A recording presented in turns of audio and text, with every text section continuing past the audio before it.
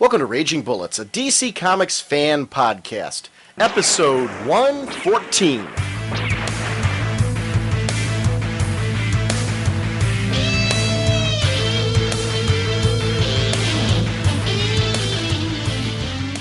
Welcome to Raging Bullets. I am Sean Whalen, Dr. Norge on the CGS forums, and I'm joined as always by my co-host Jim.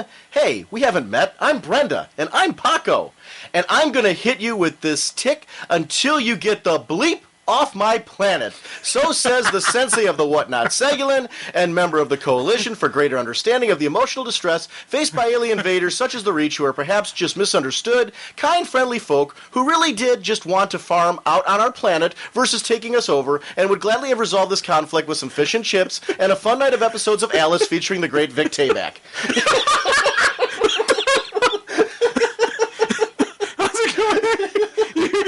You just kept going. I'm like just about to respond, like, oh no, he's not done. Not yet. That was the part yet. I was looking at, too, watching you flinch on your seat. That was funny, that part, though, where Paco's standing over with the stick. Yeah. And we're talking about Blue Beetle 25, if you're not reading Blue Beetle.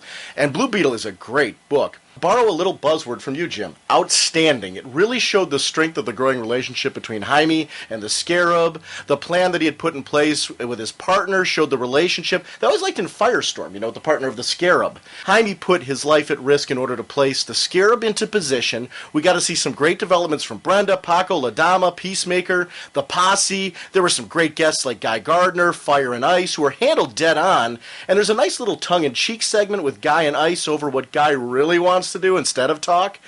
The ending sequence had this surprise appearance that really fit the desperation of the moment. There's this fitting epilogue as well. It was just a really balanced epic. I geeked out that the insurance covered the house according to the men in suits who just happened to work for Wayne Industries, and there's this shared universe feel that is really just capturing what I really like about DC. As for me, I'm the third Blue Beetle. I know there will be a fourth and a fifth, on and on, some better, some worse, but the story, the name, the hero. He's he knows that there's going to be a continuation of Blue Beetles beyond him, and he likes that concept of it, that he's part of a legacy. And it's something that I've always liked about the Flash concept, and that's what's happening here. This is a book, if you're missing it, do yourself a favor and check it out. We were geeking out last episode about the Legion story and how epic that felt at the end. I put this up there. I really do. Issue 25 of this, it really felt like a nice slow build to a crescendo. And it really ended on a wow moment. I don't know what your feelings are on it, but Viva la raza. The action, though, is totally top-notch. The story's really smart. This book's getting a cult following for a reason.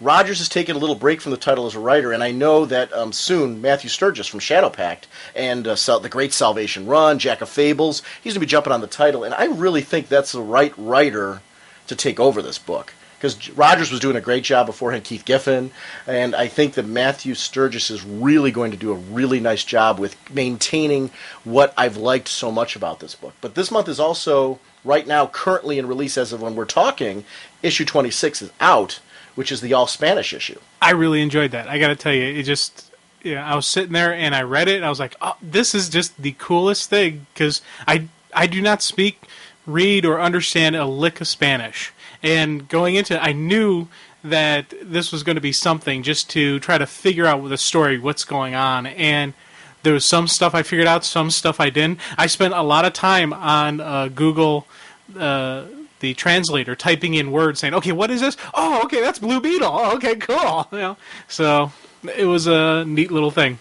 Yeah, so it was just one of those that I was looking for something to start for this episode, and I saw that segment, that whole sequence with Brenda and Paco, and just basically seeing the two supporting cast standing over this alien with a stick and telling, get off our planet and just get out. And I'm like, yeah, it's great, because that is the key to that book. It's what I like about Batman. It's what I like about Superman. It's what I like about Wonder Woman's growing cast now as well.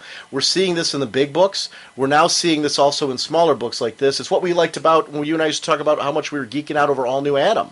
We loved his supporting cast just as much as we loved him. This is what works in this title, is the supporting cast just as well as him. And his interactions with all of them. The family is outstanding. Yeah, Team Beetle is really cool. And from 26, the grandma rocks. That grandma rocks. I'm like, that's my grandma right there. That's the same. And I think all of us probably have that same type of grandma that you're like, yeah. Jim, we are proud members of the Comics Podcast Network and the League of Comic Book Podcasts. I want to remind everyone we're continuing to support the Hero Initiative. Hero creates a financial safety net for yesterday's creators who need emergency medical aid, financial support for the essentials of life, and an avenue back into paying work. It's a chance for all of us to give back something to those of us who've given us so much enjoyment. For more information, visit www.heroinitiative.org or call 310-909-7809. Our sponsors for this episode are DCBService.com and InStockTrades.com.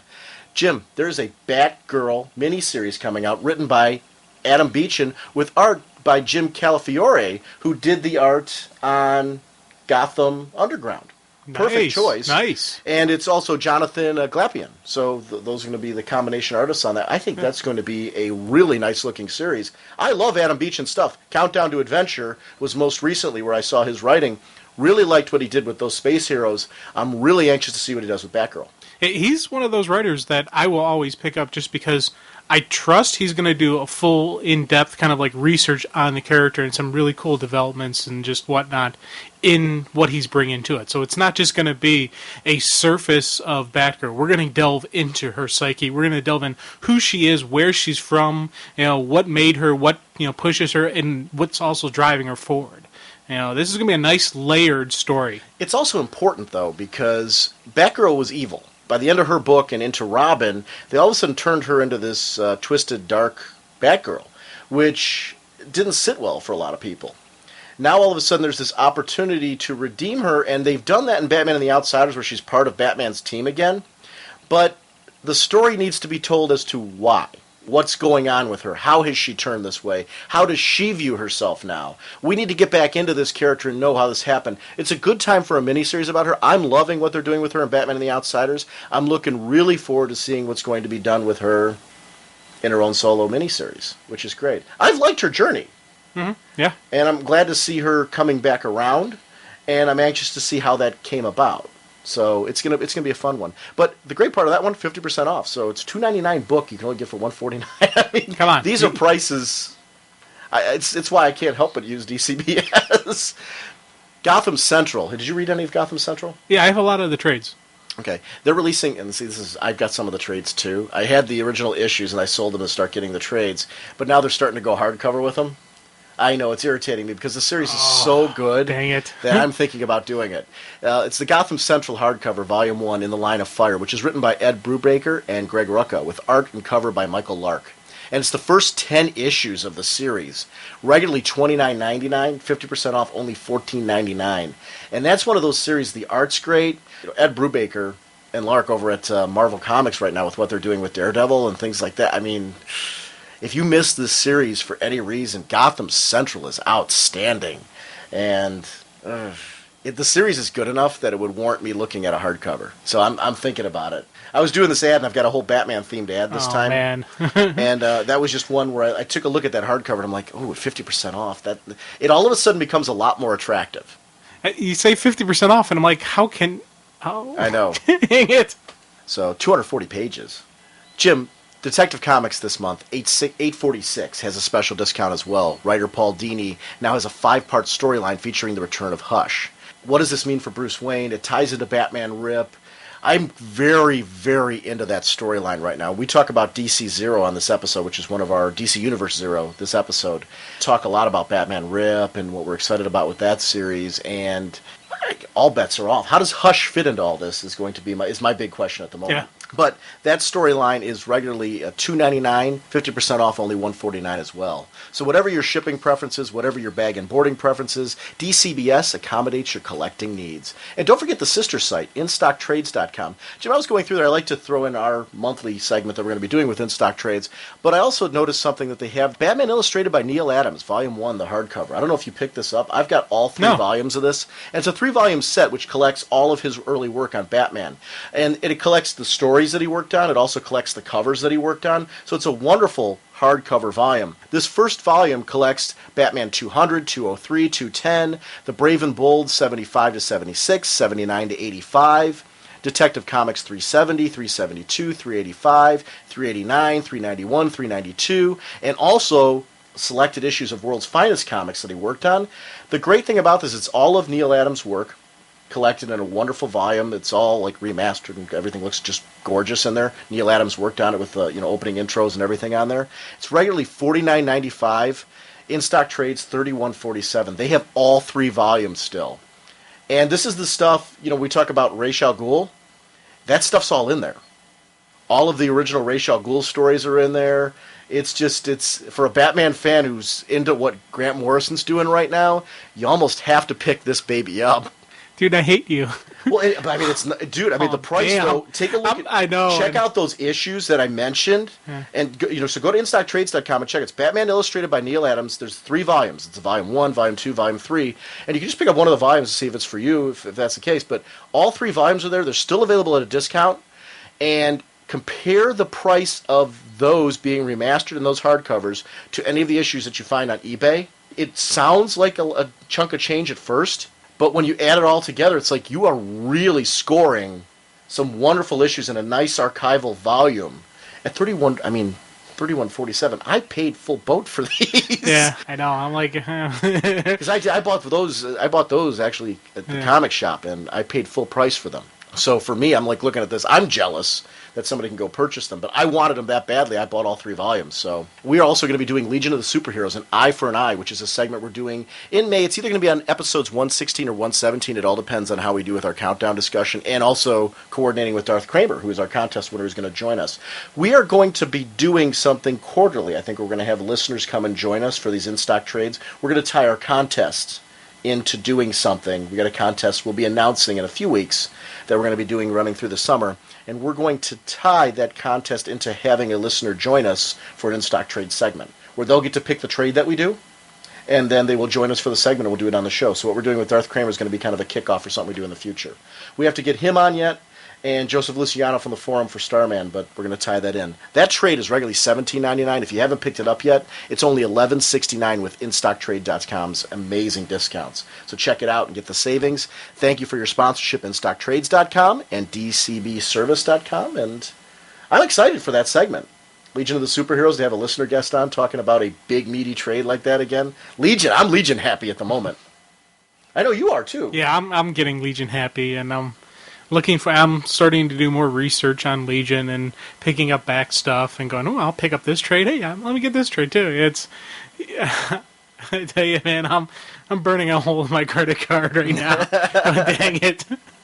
This is an expensive hobby. Yes, it is. That is one of the nice things about having discount sources for your comic books out there, though, because it's the only way I survive doing all this. Yeah. Thanks again for supporting us with Podcast Alley, Pop Current, and iTunes reviews, and so much more. Anything you do to let anybody know about us is tremendously helpful, whether it's shouting us out in a forum or something else.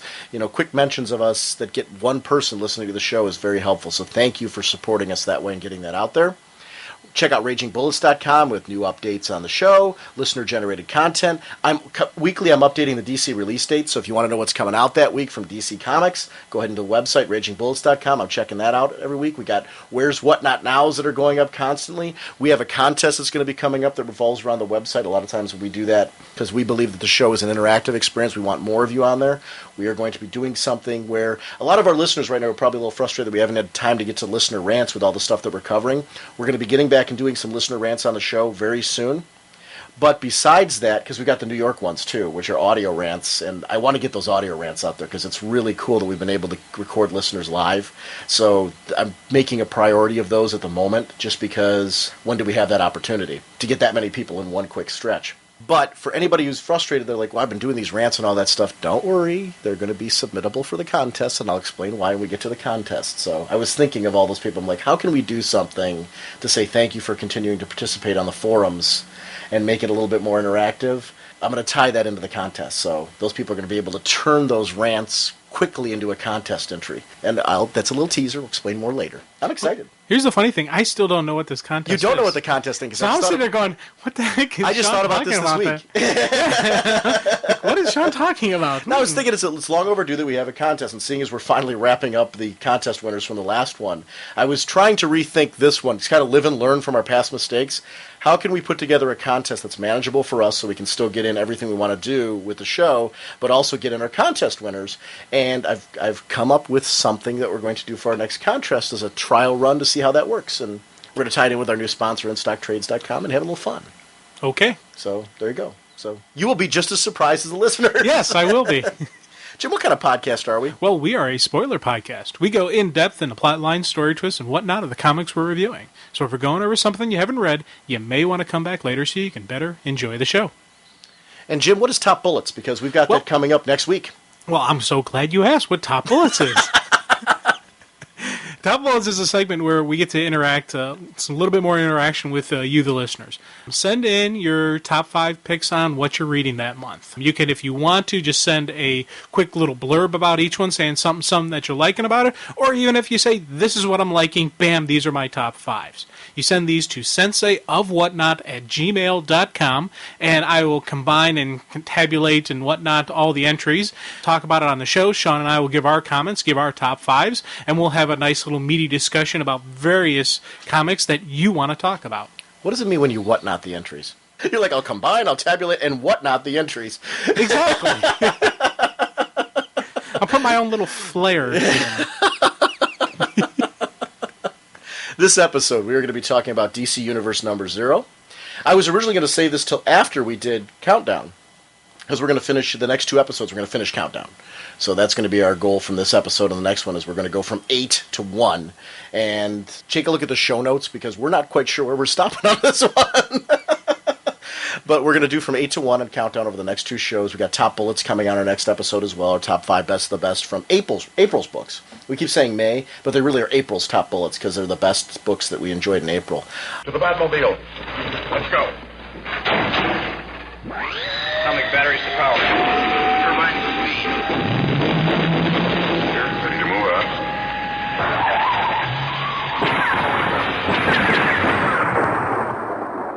Well, let's go ahead and get into DC Universe number 0. I really wanted to touch on this book right away because as I was reading through it, first of all, I was like, my original plan was to put this after Countdown because I figured chronologically it would make sense that way. After reading it, it's the way that the book was constructed. I'm like, well, no, we can really talk about this immediately. I also started thinking to myself, like, it's a 50-cent book. So I figured most people who desperately want to hear this segment right away, it's a 50-cent book. So I don't feel too bad about airing this immediately, mainly because I just think it's a buzz book. I think people, with the amount of spoilers that are going on the internet and everything right now, people are talking about this. We've got a thread that our listeners have started up talking about DC Universe number 0 that's very active at the moment. And anytime I see those creep up, I'm like, all right, people are already talking about this, so let's just jump right into it and dive into it and give our initial thoughts, give kind of a rough framework on where we're at. This, a 50-cent title, the talent that was involved in this, DC Universe number 0, the writers are Grant Morrison and Jeff Johns. The pencils are done by George Perez, Doug Mahnke, Tony Daniel, Ivan Reis, Aaron Lopresti, Philip Tan, Ed Benes, Carlos Pacheco, J.G. Jones, inks, Scott Koblish, Christian Alme, Tony Daniel, O'Clair Albert, Matt Ryan, Jeff De Los Santos, Ed Benes, Jesus Marino, J.G. Jones, and colors by Alex Sinclair, Tom Smith, David Barron. Letters by Nick J. Napolitano. Assistant editor is Adam Schlagman, and the editor is Dan DiDio. This book did so well, Jim, that it's already going for a second printing. And we have the cover for that on the website, and I'm not surprised at 50 cents, and it's one of the reasons I wanted to talk about this, like I said.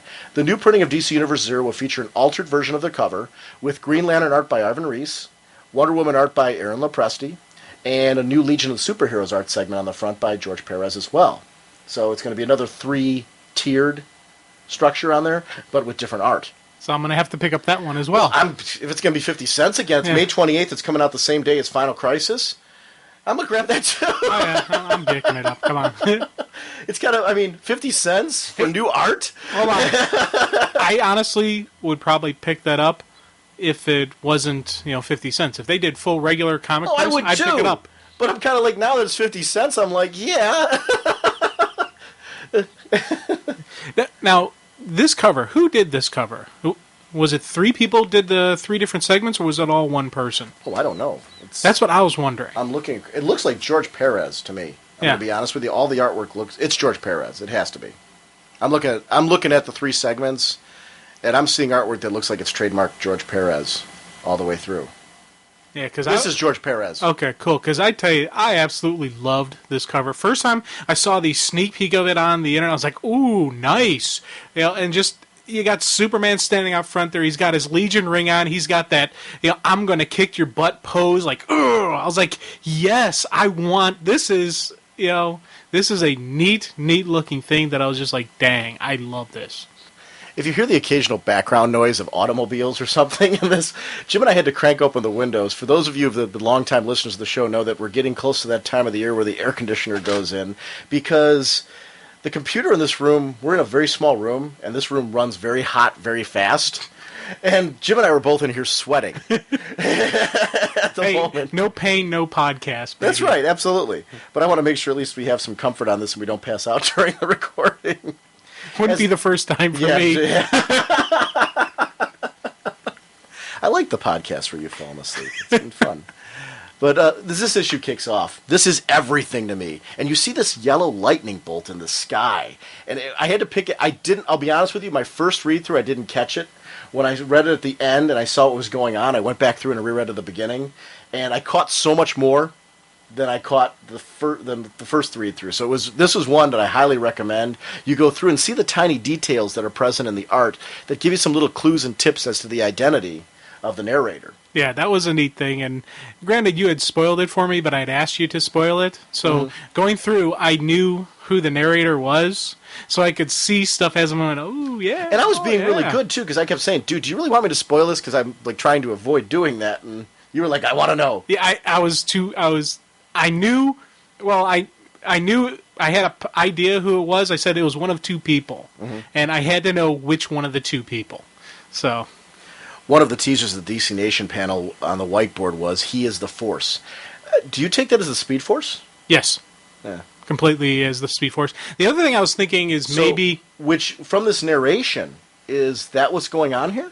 The only other thing I was thinking it could be is there was, right by the he is the Force, there is mercy ruling. And I was thinking, what if that was like Spectre?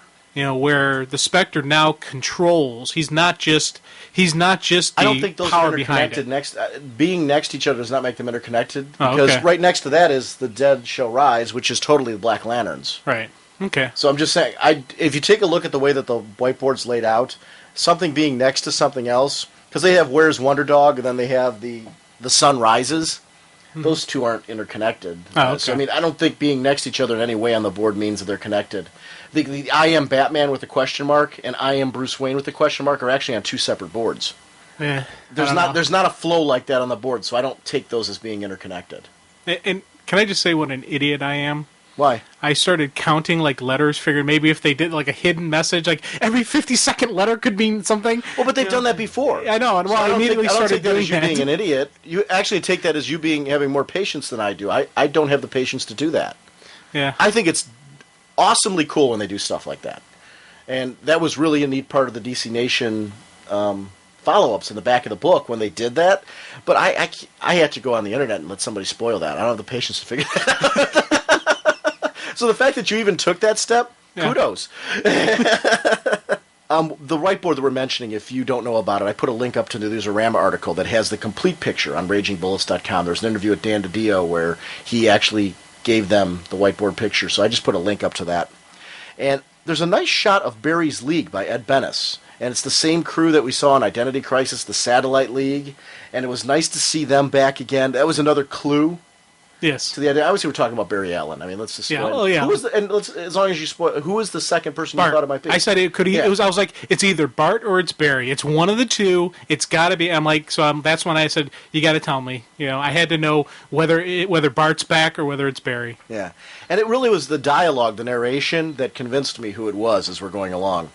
There's this nice review of heroes pulling it all together during the original Crisis to make the single universe, to Identity Crisis, which brought back the 52 worlds, and a teaser to the final Crisis where evil wins, and I want to talk about that. Who is that in the picture, Jim? Is that Darkseid? What is going on here? That looks like Darkseid to me. The red eyes and everything, those are his... to me, Jim, that's like a dead giveaway to that being Darkseid. So I'm confused as can be. The sun rises. Submit. Resist. Now, part of me is thinking to myself, they're all on the same board, but Libra's talking about this god partway through this, and we'll get to Libra as we get to the end of the book, but is this Darkseid somehow? Is he running everything? The sun rises. My other thought is, could that be Orion? I don't know. Yeah, and also like with Libra, is he talking? Because I was also thinking, could it be the crime Bible, that end, Yeah, I that don't. crime religion? So Right.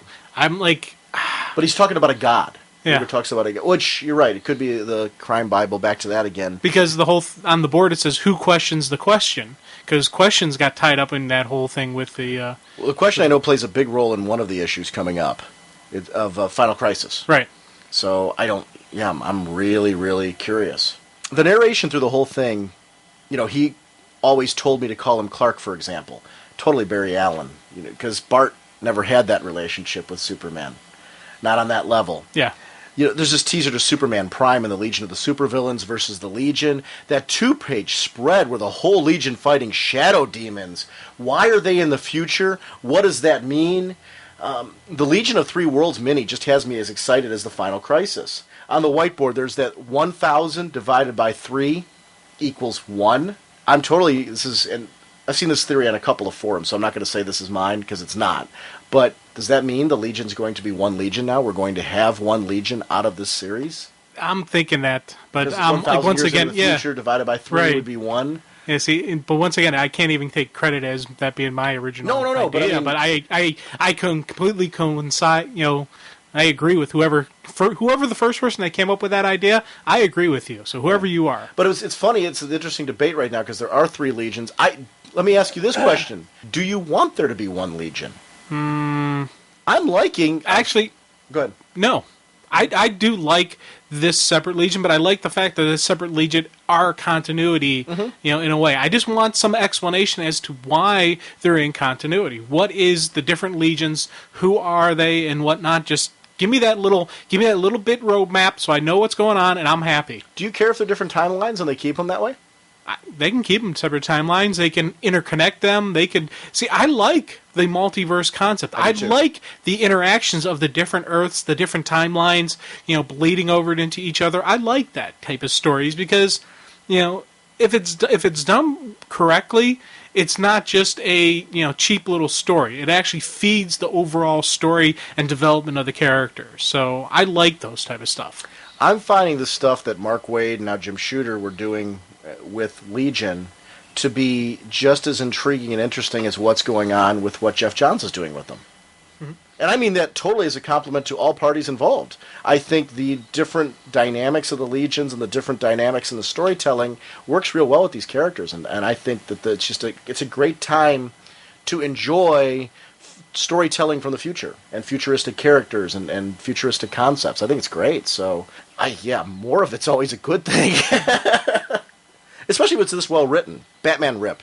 The whiteboard teases I am Batman and I am Bruce Wayne. Do you think, Jim, that we're losing Batman? I'm losing Bruce Wayne as Batman, I should say. I think we're losing Bruce Wayne as Batman, but I don't think he's dying.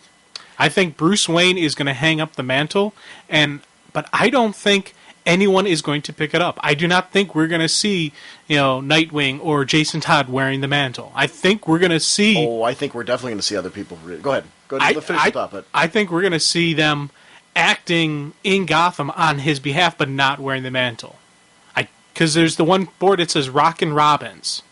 I see Red Robin and Robin doing their thing in Gotham, not being a Batman and Robin. Why not both?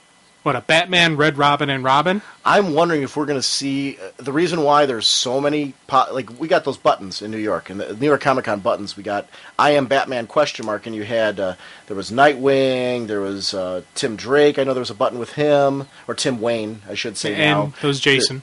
Jason. There was Hush was one of the buttons. So I guess to me, one of my questions. Is this that we're going to be losing Bruce Wayne as Batman, or do you think while he's going through whatever intensity that Morrison's putting him through, that people are going to fill in for him as Batman, and we're going to see, I'm looking over this Red and Black, Life and Death, the joke and the punchline. It's the great exchange in dialogues between Killing Joke, between Bruce and the Joker. Bruce knows he's being hunted. They plan to hurt him so bad that he's never going to recover. What are the plans of the Black Glove? Imagine being told this. How would you react? And I think we're seeing here is Morrison's defining who he views Bruce Wayne as. This is kind of a taking apart and really taking a look at the core root of who this guy is and getting into his head. So I look at this as a deconstruction to rebuild and redefine who he is for this era. That's why I don't think we're going to see anybody else put on the mantle. I think it's going to be kind of a out of respect for Bruce until he comes back. Bruce, you are Batman. I am not Batman. I am Nightwing, or I am Red Robin. I am Robin. You are the Batman. We're not going to do this. When you're ready, you come back. And that's what I see. I disagree. And here's the reason. First of all, there's two reasons why I disagree with you. First of all, one of two things is going to happen. Either they're going to fill in for him because they can't get to him at the moment. They don't know where he is. They don't know what's going on with him at the moment. So because of that, they're going to fill in for him because Gotham needs Batman. We've seen what happens in Gotham when there is no Batman. There needs to be that illusion of Batman. That's why there's always been someone who's taken in. We've had people fill in for him before. Or what's going to happen is he's going to push one of them and say, there has to be a Batman. One of you needs to take over my role. And more than one person does that. See, I don't know. I can completely see that. And to be honest, I would like seeing any of the three put on the cape and cowl. Mm-hmm. But part of me just, I don't know. I got this feeling like they're setting too many teasers with all these stuff saying, I am Batman, I am Batman, that we're not going to see somebody else. And I don't see them giving up their identities outside of it. So just to clarify that.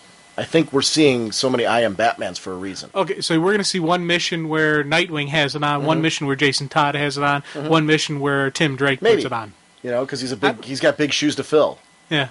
I don't know. I mean, we've seen Nightwing adopt the role before in the Prodigal storyline, which was if you missed that one, I think it's still out of print, but it's one of those that you can seek out on eBay and things like that. But yeah, just checked InStockTrades.com just to double check. They didn't have Prodigal listed. I'm thinking that trade is out of print. It'd be kind of surprising if we don't see somewhere along the way of this a reprinting of that trade. Yeah. It's kind of a no-brainer to me that people, I think, would be highly interested in reading Dick Grayson being Batman with whatever Morrison's going to do at the moment with him. But that was an interesting storyline because it took place after Nightfall, and Bruce had won back over the mantle of the Bat from Azrael, and Dick Grayson then temporarily donned the mantle of the Batman because Bruce still had to kind of regroup. So it was an interesting storyline, and it's worth it alone to seek out either the issues of the trade just for the ending issue. It's a Robin issue where Bruce and Dick have a confrontation at the end of all that. And you see the two of them come together, and it's one of my favorite Bruce and Dick meetings. The whole thing. So it's cool. One of those, if you're a fan at all of their relationship and just powerful moments between the two, it's worth seeking out even just the Robin issue at the end of Prodigal, just to read that. It's great writing. It's just an interesting story. But I don't know. I'm not saying I'm set in stone completely in the things that I'm saying here, Jim. It's an interesting debate. That's why I wanted to get your thoughts on it and see where you're at. So you're thinking right now that nobody will take over. Yeah, that's. And I'm thinking it as to do a giant swerve. I'm thinking of the swerve, and that would be the biggest swerve that nobody puts on the mantle. Mm-hmm. But I can honestly see though them doing not just one person, but them doing a rotating cast of all of those people putting on the mantle to continue on the illusion. I can see that being the swerve instead of having one person step in the shoes. To me, the biggest swerve would be Bruce Wayne being Batman at the end of all this. Yeah. And that to me is, I'm wondering if this isn't about deconstructing, R.I.P. is about deconstructing the character and taking him to his darkest place and basically resurrecting then the concept of Batman with him. I don't know. I'm trying to figure it out. I'm trying to get my head around what's going on here. I'm excited about it. I think about, this is probably the storyline right now that I'm thinking about because I'm a huge Batman fan. And it's been a while since Hush that I've gotten this excited for a Batman story.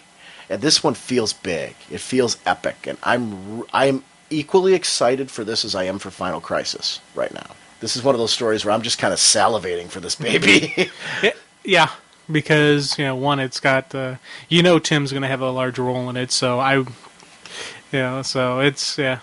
looking forward to this one, and of course I am really, really just chomping at the bit for the Legion one. I don't know. I'm getting into I'm becoming a Legionnaire, and I'm really want more. You're and becoming more. a Legionnaire? Yeah.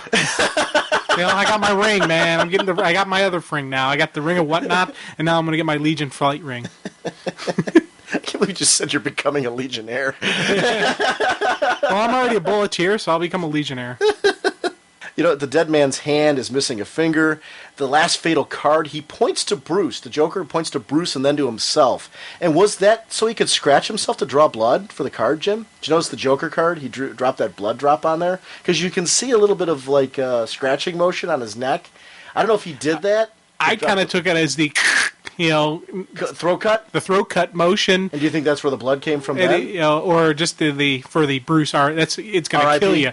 Batman, here's the, and then puts the drop of blood. So it was you in the throat cut? Yeah. Is the way you took it. All right, I like that. Okay, that's how I took it as. All right. That's why I wanted to ask you, because I'm like, I was glued to that. I was like trying to figure out, I'm like, what is going on here? This is a powerful moment between the two. Yeah, but I also really I geek out when I see like the aces over eights, for the dead man's hand. Right. Because for those who don't know, that's the hand that Hickok had when he was killed. But whenever they show that, I'm like, that's neat. I like that.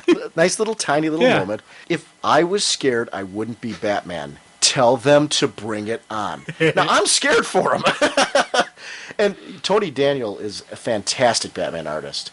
Morrison in New York mentioned that he is drawing a very scary Joker, and this totally fit the bill for me. It's a very creepy, very scary Joker. I will admit, I am still wondering if we're going to get a new Batman out of this.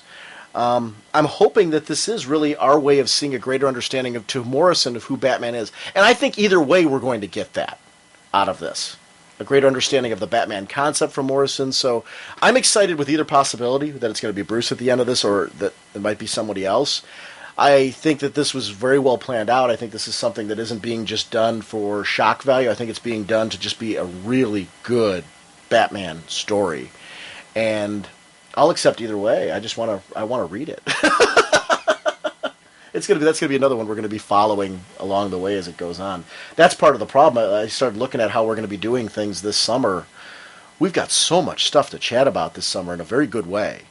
Yeah, this summer is going to be the summer of comics because there's just some really big stuff coming up, and even on the other side, that little independent title, Marvel, they're doing some interesting stuff. So this is, if you're a comic fan, this is a summer for you. Company Marvel, yeah, a little independent company. They've got huge things going on there too. So we're all just depending on what fan you are, there's something going on for you, and you're just like, yeah. And see, I like that because there's so much noise being made in comics right now that it's good for the industry. It's great to see news reports, newspaper articles, internet articles about comics, whether it's Marvel, DC, Independence, whatever. Who cares? Get the word out about these things, and it's great to see more public notice of the quality product out there. I get excited about that too. I want to see Marvel do well. I want to see DC do well. I want to see the independents do well. It's good for us as fans because I'm still of the mind that it's disgusting that comics doesn't have a greater readership at the moment.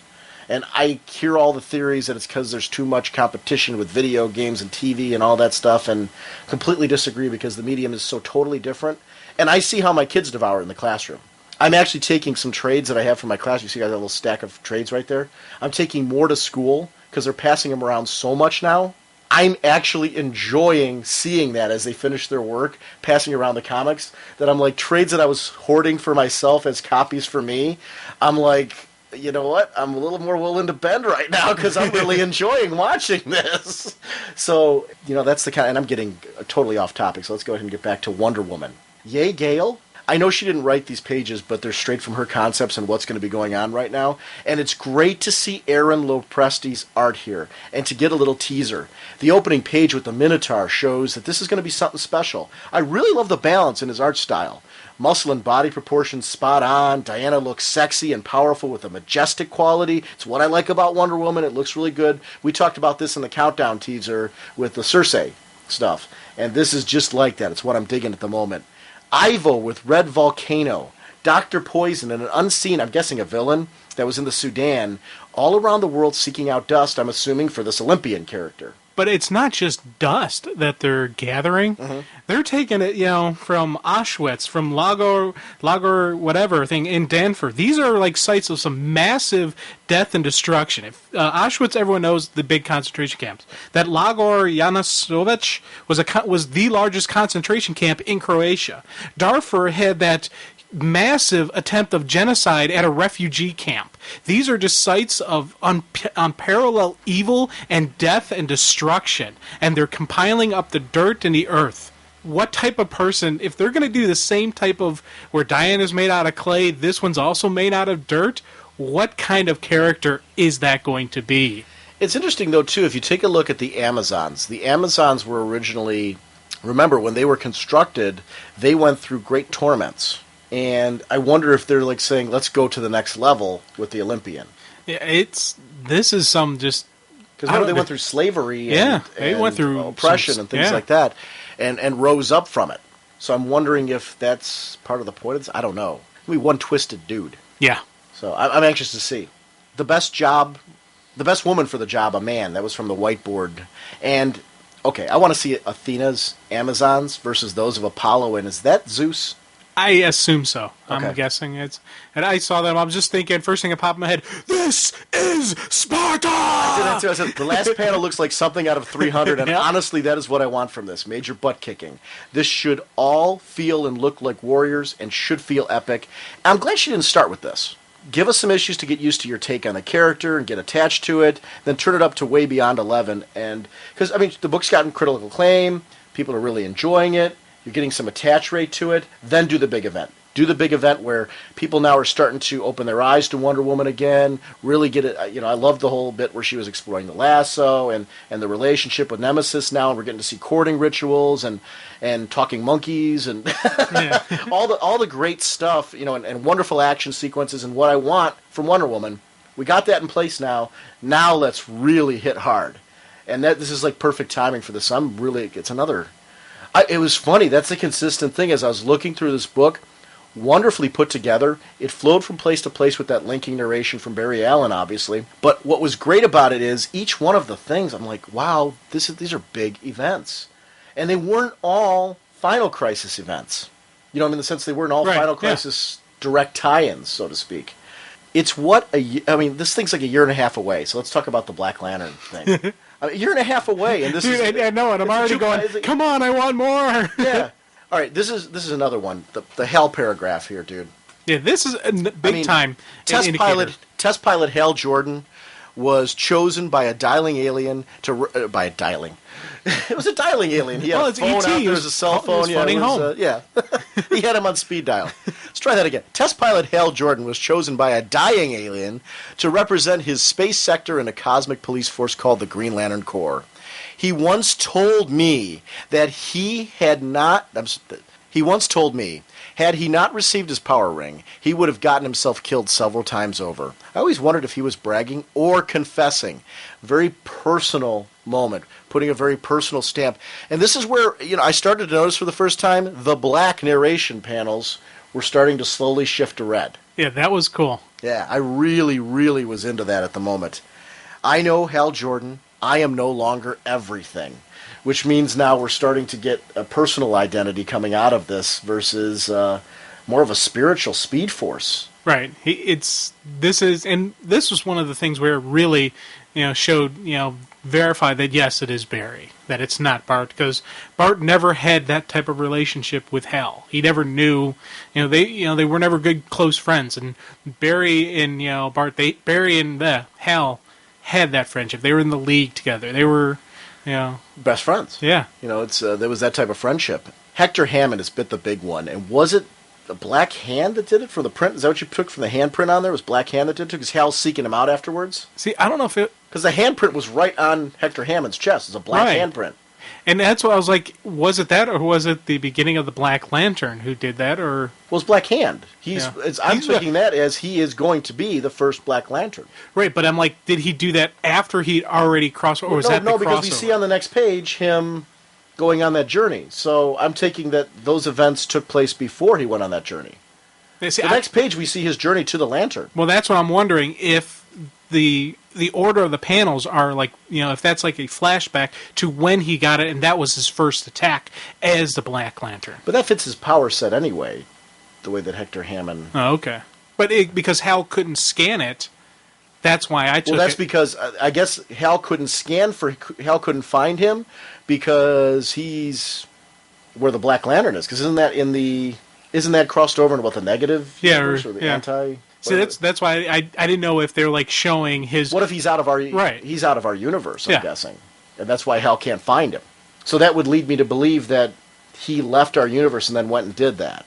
I'm taking it that it was in chronological order. Oh, okay. And I'm like, it could be or it couldn't be. I was looking at it either way. But definitely, he's going to be the number one Black Lantern. I was like, oh, okay, that's kind of cool. And the funny thing is, that right there immediately has me looking for more information on the Black Hand, on his reactions, his dealings with Green Lantern. Because I've seen some of the stuff with the series and with Rebirth and all that, but there's not a huge experience. Did you get the showcases? Have you been buying those? No, I haven't yet, and I probably will be picking up some because there's multiple showcase volumes out now, and I haven't read all of my Green Lantern showcases yet, just because they're each 500 pages, and I haven't had the chance to sit down and do them. But I like the fact that I'm getting more, and I don't know that necessarily is going to yield the answers yet that you're looking for, because I haven't read them all the way through. But I believe Volume 3 is being solicited soon. Oh, okay. I'm trying to remember how many volumes I have. I know I at least have 2 volumes. I've been getting all the showcases as they've been coming out because I'm gradually reading them. And I want to that's going to be one of the ones that I want to sit down and devour.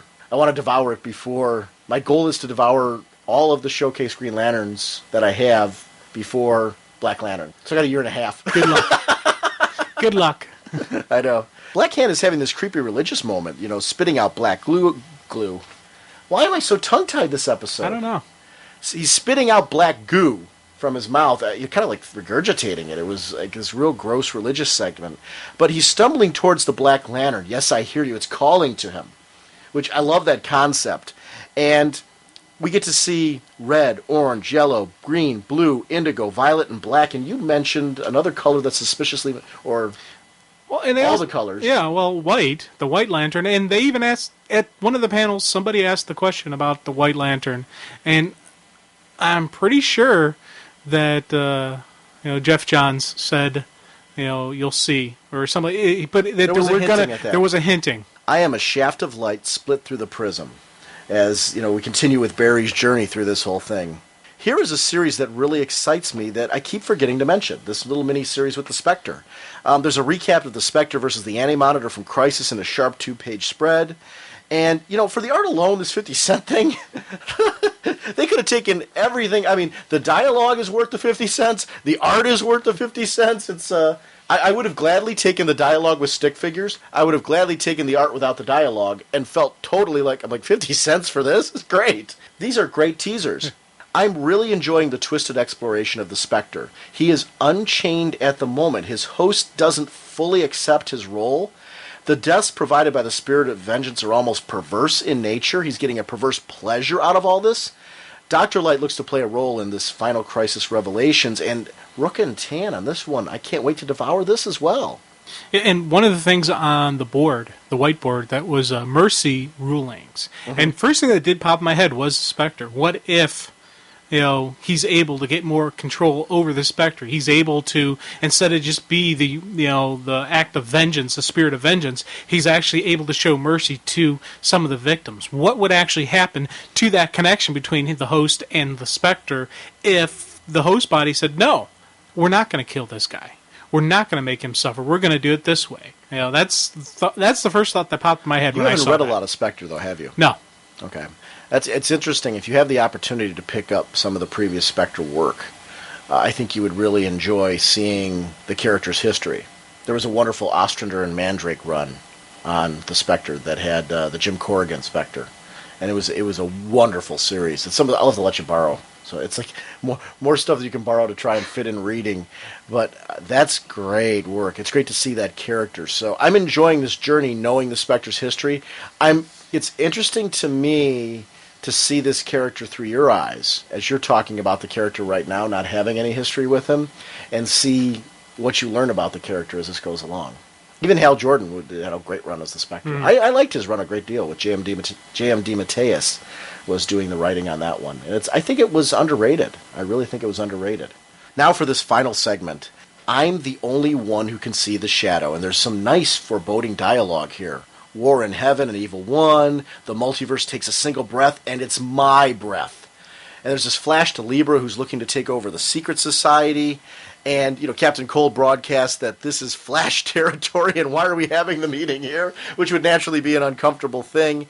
The Rogues are sticking with their own crew, which we knew from some of the teasers that is what was going to be happening with them anyway. There are weird vibrations in this room from Zoom. Something just passed through me. So basically he had a connection there with it. Basically, I want to remind everybody that if you're interested who this Libra is, Justice League of America number 21 is supposed to be a prelude issue to Final Crisis. And it's the one issue that's supposed to talk more about Libra and really heavily introduce this character in the lead up to there. So if you're in any way, shape, or form looking to read Final Crisis and you do not currently read Justice League of America, you are going to want to pick up Justice League of America number 21. And Libra's talking about this religion, and he just says, there is a new God in whose name the bad men can offer up their prayers, and he will answer. And here is his book, and I am the prophet of his new age. Here is the great news. All who follow me in his name will be granted their heart's desire. You want a hero killed? We can do it. You want better powers? Sign on the dotted line and they're yours. Believe in him, and that's all he asks. And that, my friends, is only the beginning of my bid for the leadership of the secret society of supervillains. Do I hear a hallelujah? Who is the him? Who is the God? What is going on there? And we see at the end, and now I remember, as the lightning strikes there. And immediately thinking, well, first thing I did think was, the crime Bible, the religion of crime and all that stuff. But could it also? But they're talking about a specific God, and I'm thinking Darkseid. Yeah, that's somehow it's Darkseid. I don't know how, which doesn't seem to make a whole lot of sense considering. Yeah, we'll talk more in Countdown about what happened there in Death of the New Gods recently. But they've got me really in a good way. I'm in a moment right now where I'm like, what is going on? And there's a lot that's actually a common thread with a lot of these storylines. They've got me thinking. They've got me questioning. Some of the things I think I'm probably right on, and I will be pleasantly surprised when I find out I'm wrong. I like that. I like that I can speculate right now and toss out ideas and know that maybe I'm right on some of them. And the ones I'm probably the most set on that I think I'm right on, they're going to swerve me. And I'm enjoying that. Now, with Libra, with the identity of Libra and all that stuff, there's a lot of debates going on as to who this guy is. Yeah, I've heard cobalt blue. Yeah. And that the eyes were an indicator of that. And if you take a look at the eyes, they are a very deep blue. So I don't know. I saw that it was on our forum. Red Lantern had posted that. He said that he had read that somewhere and saw that the eyes were that color. I don't know. Yeah, now, I really don't know who Cobalt Blue is. Well, that one, it's I believe Barry's brother is, I believe, who Cobalt Blue was. Okay. Now, there's a definite connection to Barry Allen there. Now, did he have powers or no? I have to look back into my Flash history. Let's find out. Hang on. Okay, there were two twins. One was Barry Allen, raised by his loving biological parents and gifted with super speed. The other, Malcolm Thawne, raised by abusive parents on the wrong side of the law, ultimately taking the power of a blue flame which could steal anything the heart desired. His jealousy of his twin became hate. A burning hate fueled the blue flame which encased in a gem, beginning his career as the first Cobalt Blue, dedicated to destroying the Flash and everything he stood for, which is from Flash 144 in 1999. 1,000 years will the blue flame burn, granting your fondest wish, consuming not one Flash but two, before at last claiming the life of your greatest enemy, Barry Allen. So interesting. Yeah. So it's an interesting prophecy. And I got this from Flash, Those Who Ride the Lightning, which was hyperborea.org/flash/cobalt-legacy.html. And it's interesting. I'm curious to see if that's who the Libra is or not. I don't know. I don't pretend to even. Yeah. I like when there's certain characters that you don't know the identity of. I would actually like it if it isn't just some random creation, like there is a history to the character as well. Definitely. I'm thinking there's definitely some type of connection. There's got to be. It's not just some guy they're creating for this purpose. So I like the idea of Cobalt Blue when, So Jim, let's take a look at this board real quick. If there's some other things on there that you kind of noticed that stood out for you.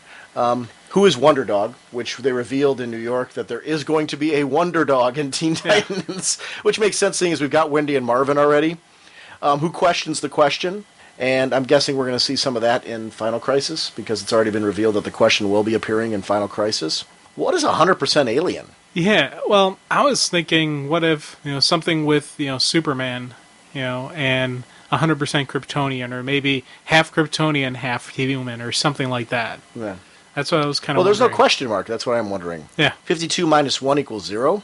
52 worlds minus our world equals no worlds. Yeah, well, seeing as Earth's the focal point, you mean? Yeah. So if we take out Earth, there are no If we take out universes? this universe, the main universe that's in the DCU, if be that no? one goes, everyone else goes. That's how I took that. Because Earth, I took it as you could take out one planet, you take out Earth, and you've destroyed the universes. Because they always say, and they actually said in DC Universe number 0 that Earth is the focal point. So I took it as Earth would be the target if you want to take out everything. I don't know. Girl fight, which I'm guessing Supergirl, Mary Marvel. Yeah, that's what I was well, that's what I'm hoping for, actually. I think that'd be a cool fight. The Traitor Among Us. You taking that as? Are you taking that as a hero with a traitor who's a traitor, or a villain who's a traitor? Is that referring to Martian Manhunter and Salvation Run, or we got somebody else? I was actually thinking it's going to be a hero trait, a betrayer, and a hero. And part of me, I'm thinking a Titan, one of the Teen Titans. Rockin' Robbins. Yeah, well, I already said with the Jason and Tim Drake rocking it. You can go home again. Okay, I have this one connected with a couple different ones. Okay. That JSA, divided by 1 with, 2 over it, and then also with the You Can Go Home. Those two, I took it as with Power Girl wanting to go back to her home Earth, but with her leaving JSA for 2, and also there's the No 2 for You is another one. So I'm like, can she go? Will it divide the JSA? Will it destroy the JSA? Or maybe will the JSA all go back to that Earth? And they will leave this Earth. There will be no JSA on this Earth. Oh, I hope that doesn't happen. Yeah, so these are things I'm thinking. There's something going on with them and Earth 2, is my guess. Right. It might be that you can't... Yeah, see, I don't know. It's interesting. Loneliness, alienation, fear, despair, self-worth, added together, divided by mockery, condemnation, misunderstanding, times guilty. What do you take that as? I'm wondering if that's like Mary Marvel on some level. Yeah, I was kind of thinking Mary Marvel, because she's really the only one I could see that going through all those emotional, the tie-ins. Because we can't do, Teth Adam because of fear.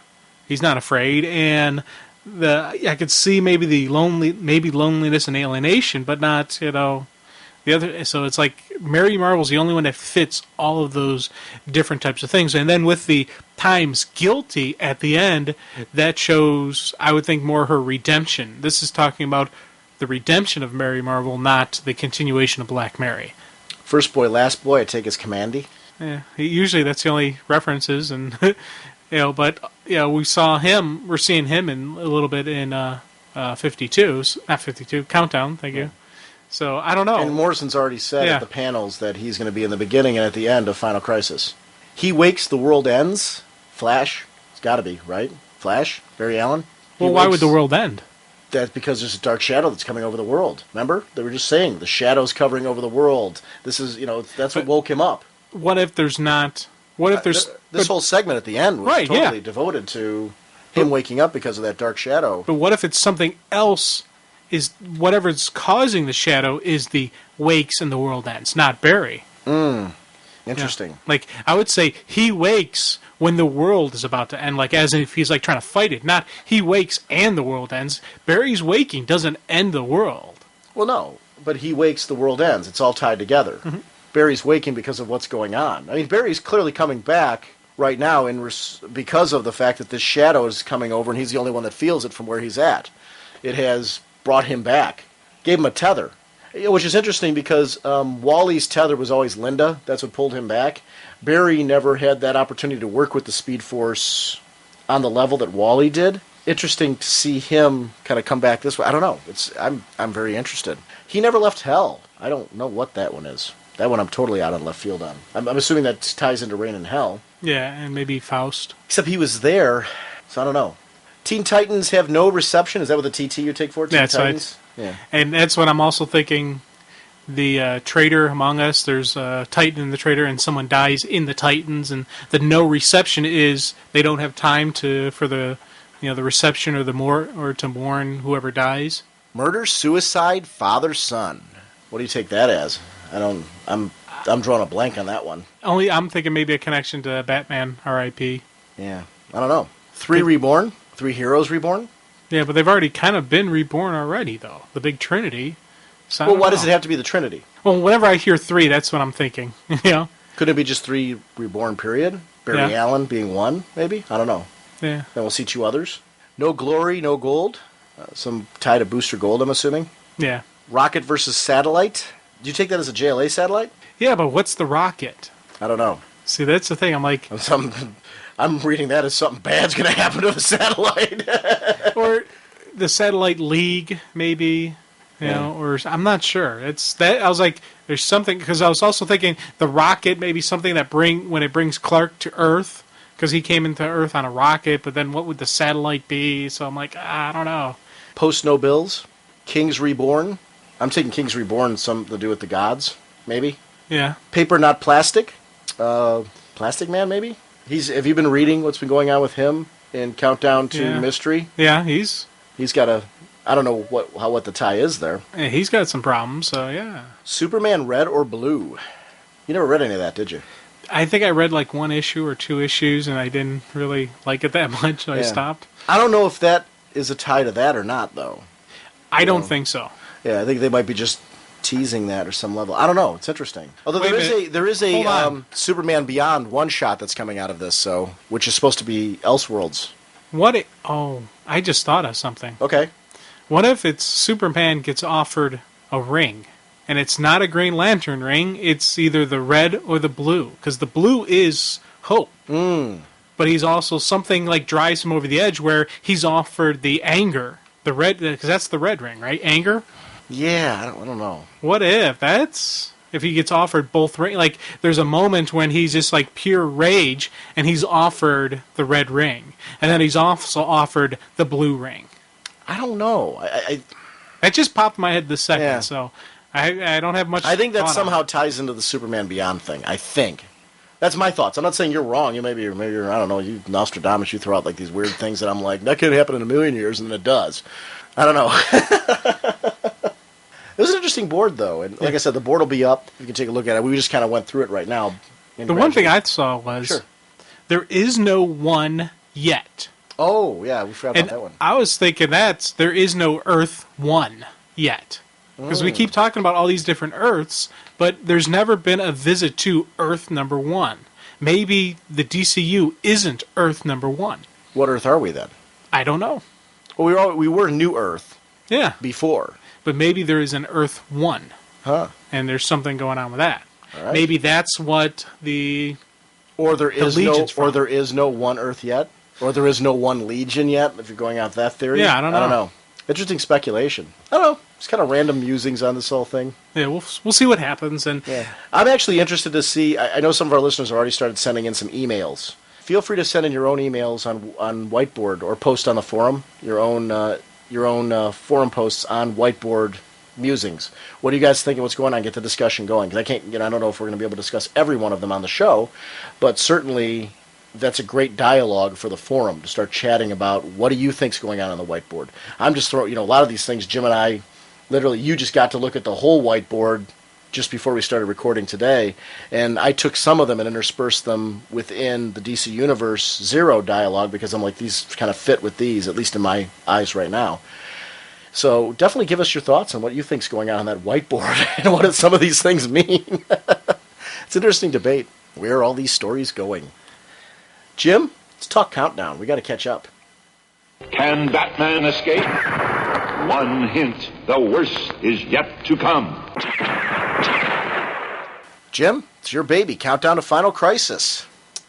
Our first issue will be Countdown to Final Crisis number 8. The writer is Paul Dini with Justin Gray and Jimmy Palmiotti. Story consultant Keith Giffen. Pencils by Carlos Mango. Inks by Rodney Ramos. Colors by Tom Chu. Letterer Travis Lanham. Cover by Stefan Roux. with Karen. No, this cover was by Scott Collins. Number 8? Yeah. Scott Collins. Oops, I have wrong notes written down. Yeah. This is Scott Collins' cover. Oh, okay. Sorry about that. That's okay. Cover by Scott Collins, assistant editor Elizabeth Garland, editor Mike Carlin. And as we're talking about that great cover of War and Midge. Pieces. Yeah. It actually has Collins 08 right on the side right here. Okay, so I wrote down the wrong name. No. It's just I wanted to clarify just because we're talking about the cover. You know, believe me, we'll be talking plenty about Stefan Rue's art. But it's a good-looking cover, War and Pieces, and it actually, aside from the atom leaping out of it, they're all the chess pieces. And you know what the funny thing is? I didn't notice at first that it was Adam, posing as a chess piece until later on. I'm like, oh, okay, this is cool. I like that. That was a nice tie-in from the cover to what is going on in the action in the actual comic. So I like when they do that. Scott Collins is going to be doing the artwork on the Rogue's Revenge storyline, yes, which is going to be great. And he's also going to be doing the artwork on Brave and the Bold. He's going to be taking over on Brave and the Bold. So that's going to be interesting. It's going to be a change in the art style, which has been some interesting debate on the forum about that. Some people are, for it. Some people are not so for it. I'm curious to see it play out. Let's see what it looks like in actual practice. I want to see it in the book. I've been a fan of Scott Collins' art. I really enjoyed his run on Flash, so I'm interested to see how that art translates into the differing characters in Brave and the Bold, and see how that series goes. Yeah, no, I'm not going to make a judgment until I actually see the stuff, and you gotta give it a chance to flesh it out, see what you're going to go with, and whenever there's a new creative team on a book, or even I got to give them a couple issues to see if I'm liking the mojo they got going there. Yeah, I got to see it. It's going to be a definite shift. And I do agree with some of the points we're saying. It's a definite difference from what Perez was doing, but that I don't know that it always translates into being such a bad thing. Sometimes it's nice to see a fresh take on a book that I really liked what Perez was doing on Brave and the Bold. I really enjoyed that. Perez and Bob Wyacek were doing just a wonderful job on that series. Actually, the point where I picked up both hardcovers, but I'm curious to see what happens with issue 13 and beyond with those characters. So let's talk about Countdown here, though. Well, the issue opens up with Ray Palmer, and he's kind of running and bob and weaving through Apocalypse. And we get a nice recap of who Ray is, where he was, how he got to this point through some inner dialogue, where he goes around how, being the Atom drove Jean away from him, and instead of fighting for her to keep her, he basically let her go and didn't notice that she went nuts and killed off Sue. And as he's going on telling his life, he starts talking about Jean from 51, but then catches himself. He's like, and then when I found her again, no, that wasn't my Jean, but a copy of the version of the woman I married. It's not a. He does get a little bit down on himself. And I was just about to say, wow, focus, when Ray pushes it all aside, and he does focus on the task at hand. The Marty's out there, the great disaster is looming, it's going to be the end of all time, he is the last stand of it, he's got a job to do, he knuckles up and he becomes the hero that he is. And I like seeing that. I like seeing, we're done with the whiny, oh my god, look what I did, Ray Palmer, we're seeing the Atom, and that's kind of cool for me.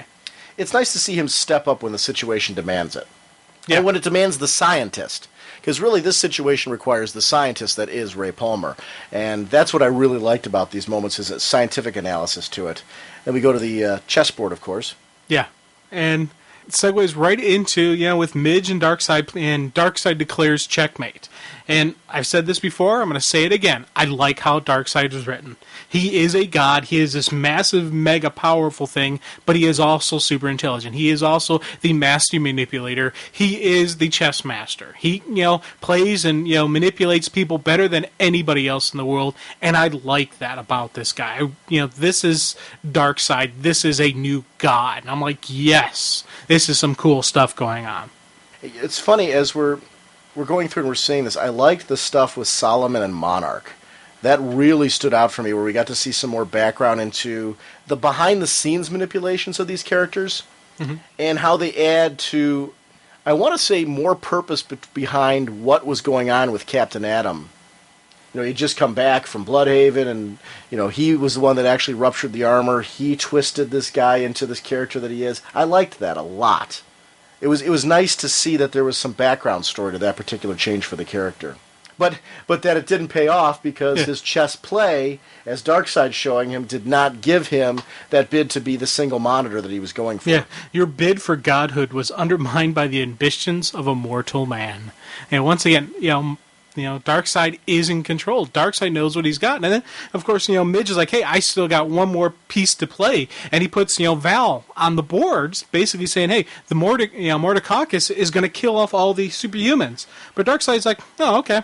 I kind of planned for it. I wanted them to be all dead, so go ahead, kill them off. I don't need them. And once again, just that whatever you're going to do, I've already thought about it. I've already planned my counter move, and it's already in place. Ha! Good luck. That's why it's checkmate, not check. He's got him beat. He has the game won. There's no room for them in my fifth world. Yeah. It's like he wants everybody out of the way so he can change things. And it's funny as he says that statement, I'm wondering if we're still not going to see how Darkseid's victory in this. I don't know. With some of the stuff that happened in Death of the New Gods, that final issue, I think we still the game. He's not off the chessboard yet. No, regardless of what we see. Yeah, Countdown, all bets are off. He's still around. Yeah, and there's definitely a game afoot. We see Adam here, which is just a great use of the Adam. And he's pretending to be one of the chess pieces. He's standing there listening to these two mega powerful beings talk about superhumans and talk about humanity and whatnot, just as if they were little pawns in their big game. And I like the fact that he gets that whoa kind of vibe from Ray, going, what the heck is going on here? This is not good. This is some major problems.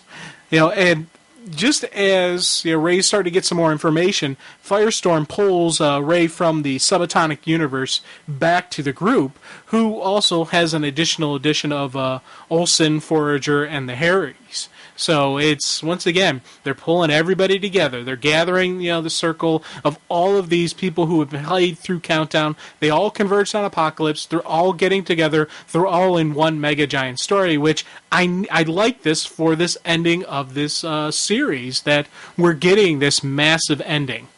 It's moving. I will say one thing. My only one slight criticism at this point is that things are moving really quick throughout, and I'm going to say that through 8 through 1. There's a lot of stuff that I'm like, it kind of goes back to what you said a few episodes back, where I disagreed with you at the time. I wish some of this stuff had been started a little bit earlier, so it could have been developed a little bit more, if that makes sense, if you're following me pacing-wise. Yeah. I felt like there were some things in here where I'm like, this is where I really would have liked to have seen a couple more issues. And I think that's the hard part about, like, you've confined yourself to 52 weekly issues. So you've got to get all of that in and trying to keep that pacing and flow the way that you need to get the story that you need to tell done in time. I think there's been some parts where I think people have been frustrated because they've taken too long to get from A to B in their eyes, and I've enjoyed those journeys. But then this is a part where I feel like, this felt a little bit like ba-bam, ba-bam, ba-bam, ba-bam. I liked it. I enjoyed it.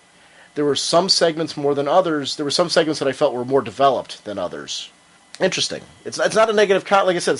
It's a minor thing for me because I really enjoyed the ride, but I did feel like these issues started to get a little bit faster paced in a way that I wish maybe they had been a little bit slower in development. Yes, I don't know.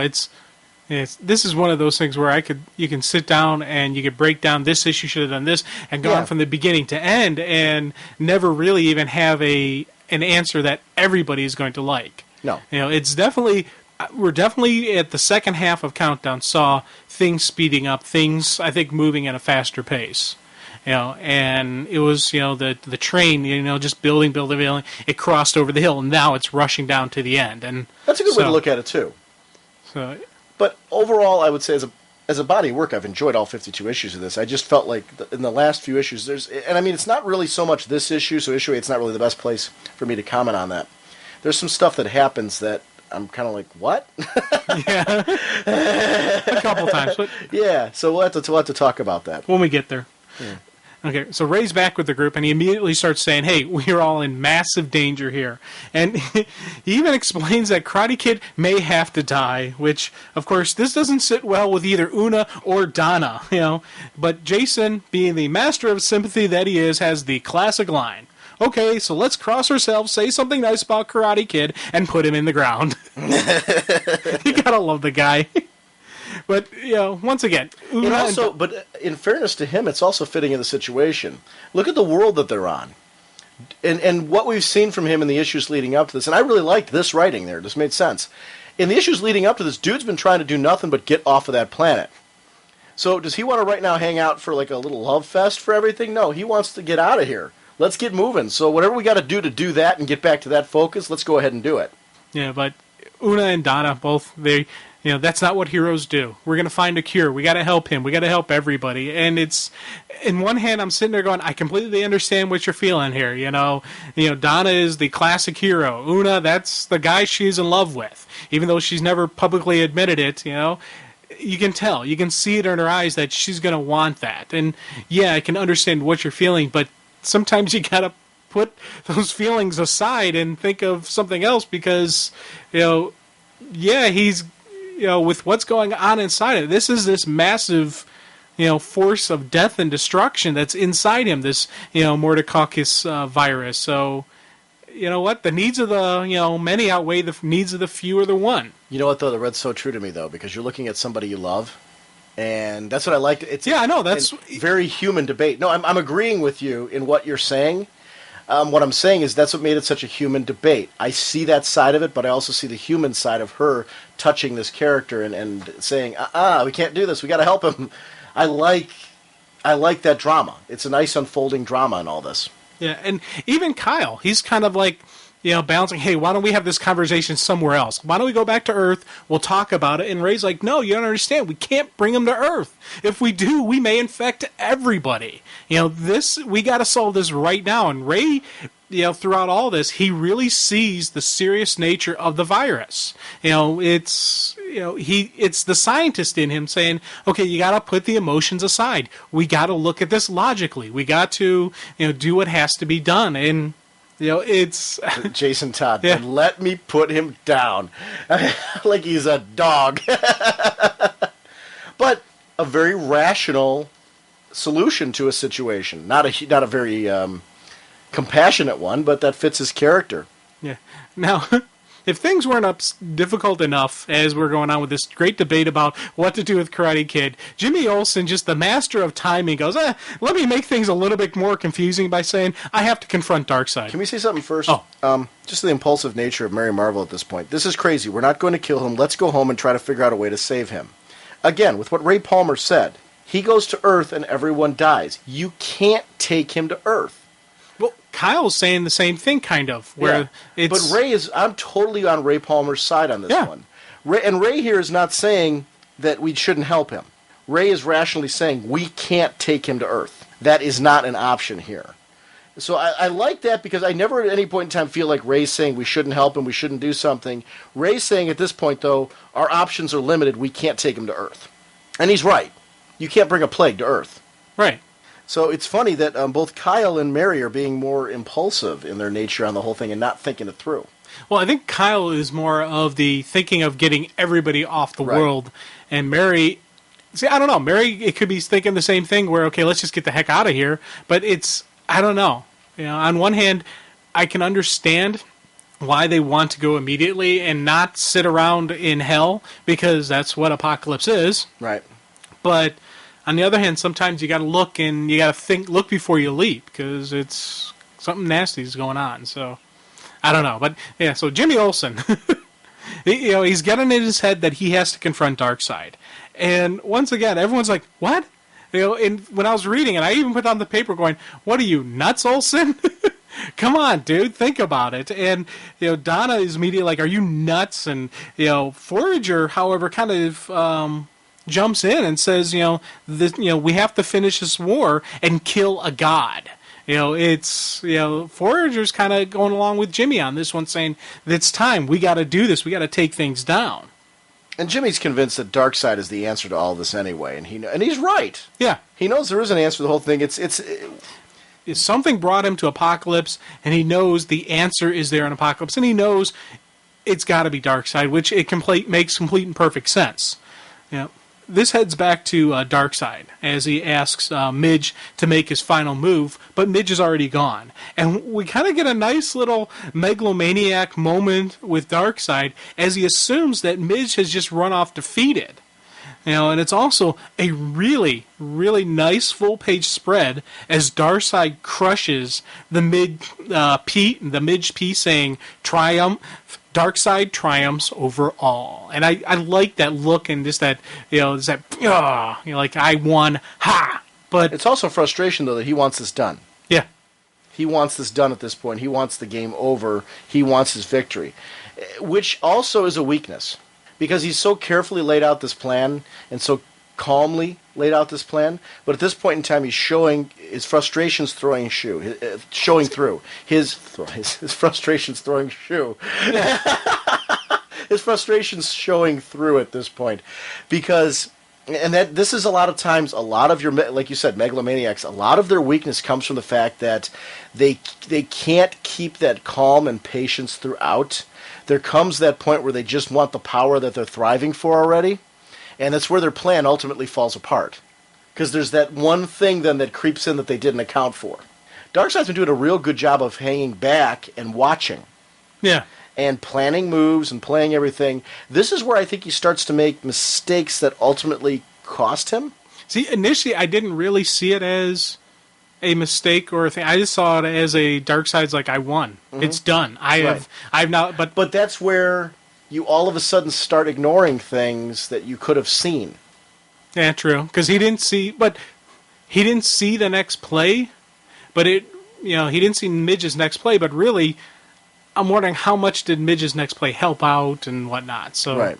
I don't know. It's because we go back to Olsen, and once again, Olsen's sitting there saying, hey, I got to confront Darkseid. This is it. And Don even comes back saying, hey, he's going to crush you like a bug, which kind of gets a funny little Forager going, hey, kind of a, what's that supposed to mean type of comment, which I like how within these serious moments, they're throwing in the little funny bits. Like we got, Harley, who's just the master of the one-line funny bits. Yeah. Hey, wouldn't it be kind of funny if they just grabbed each other and started making out and just the little things are like in the middle of like, what the heck are you talking about? That's what I like about Harley. I like the interwoven of the serious drama, the comedy, the serious in that. It's a nice play going through all this. And the one thing that really did strike me as interesting is Jimmy throughout this. He's not the little Jimmy Olsen, the goofball, photographer. We're seeing Olsen step up. He calls Donna out on the fact that, hey, you're just running away from your problems. We got to face this guy. We got to do this. This is what what we need to do. And kind of like the Olsen, growing a set and just standing up for his own. And again, Jason being Captain Sympathy is like, hey, if Freckles wants to commit suicide, let him. As I'm looking through this, it's funny. I've got the issue in front of me and I'm taking a look. This is a little side tangent, but I know you bought some HeroClix recently. They have this wonderful ad for the Crisis HeroClix, including this giant anti-monitor, which I've got to own. I don't. And they got an oversized Spectre. They've got a regular monitor, Harbinger, Alexander Luthor, Pariah, Superman and Supergirl, where she died from that cover issue, Psycho Pirate, Barry Allen when he actually gives up his life. It's a really nice looking set of sculpts, unfortunately. Because I've got a growing collection of them, and thanks, Ian. I appreciate it, buddy. That anti-monitor. Well, you got nothing compared to look what I got up there. Well, come on. You honestly think the 4 that I bought at New York will be the only ones I buy? No. Look at that anti-monitor. Yeah, I know.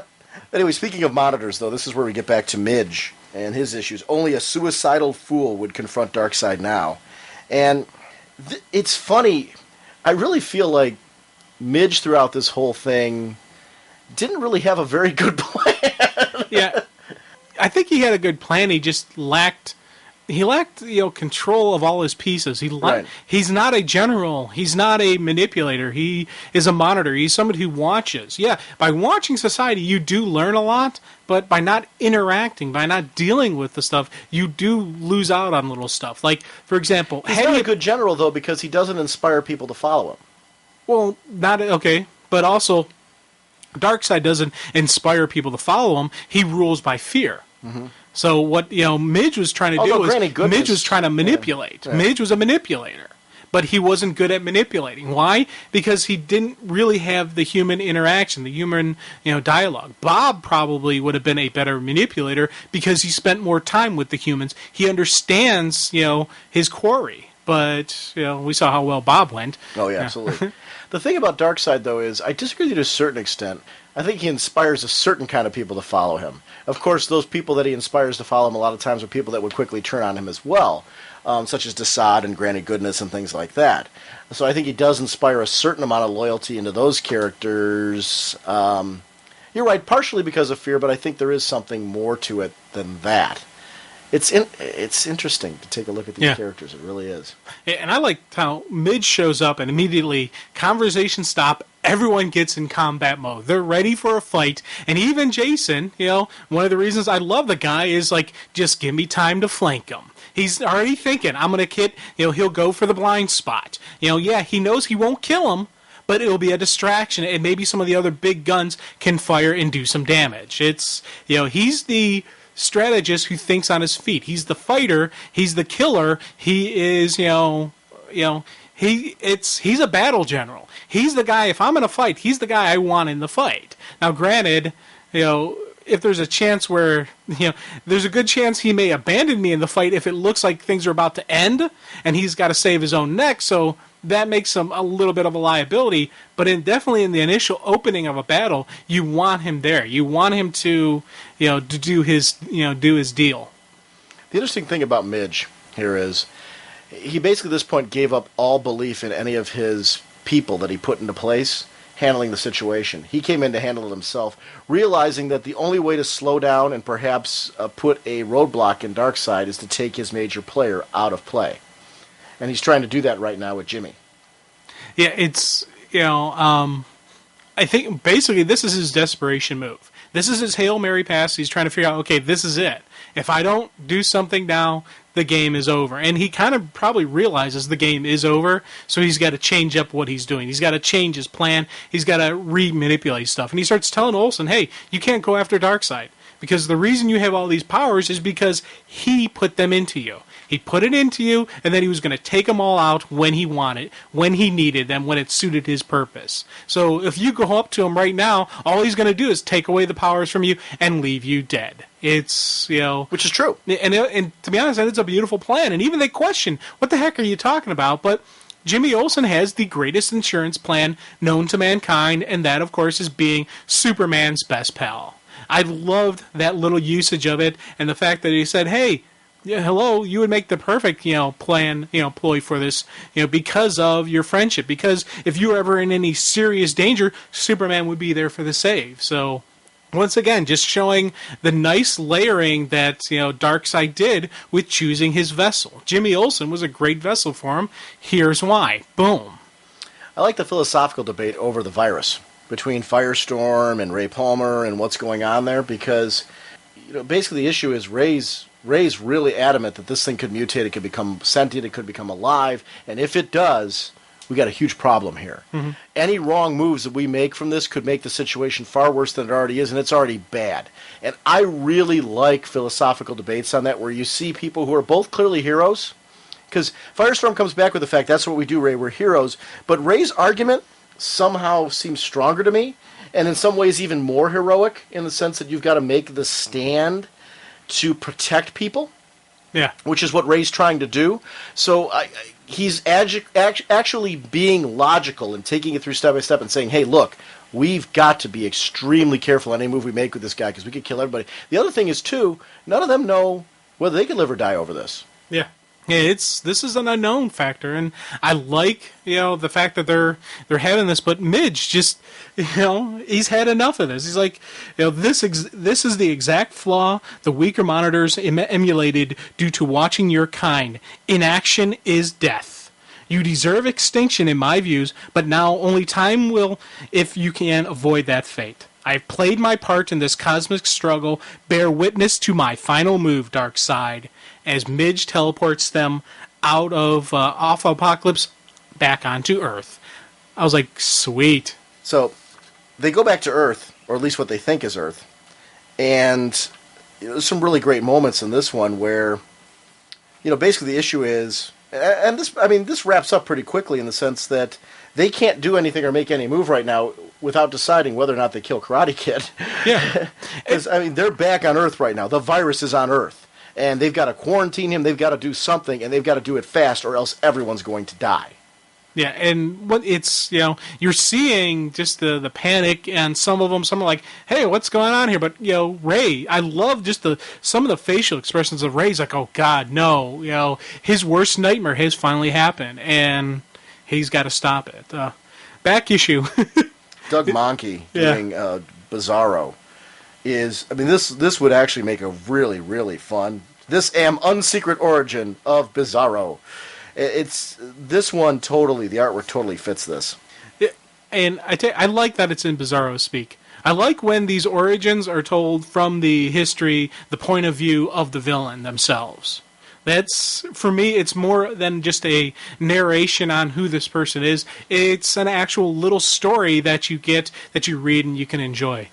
In the back of the issue, we didn't talk about it much on the show. Steve Gerber passed away, and they had a real nice DC Nation. Basically, the article was all devoted to Steve Gerber.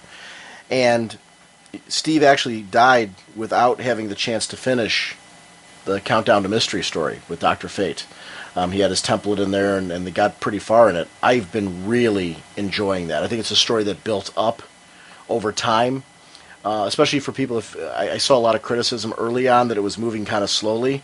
It's really something, especially in issue 3 and 4, the story starts to really build, and we start to see a really interesting exploration of Dr. Fate and who this Kent Nelson is in the whole thing. So I'm anxious to see. I know they've got a bunch of other writers who are going to step in and share their interpretation on what the ending was going to look like for that. And I think it's an interesting way to close. I'm glad they didn't just leave it dangling.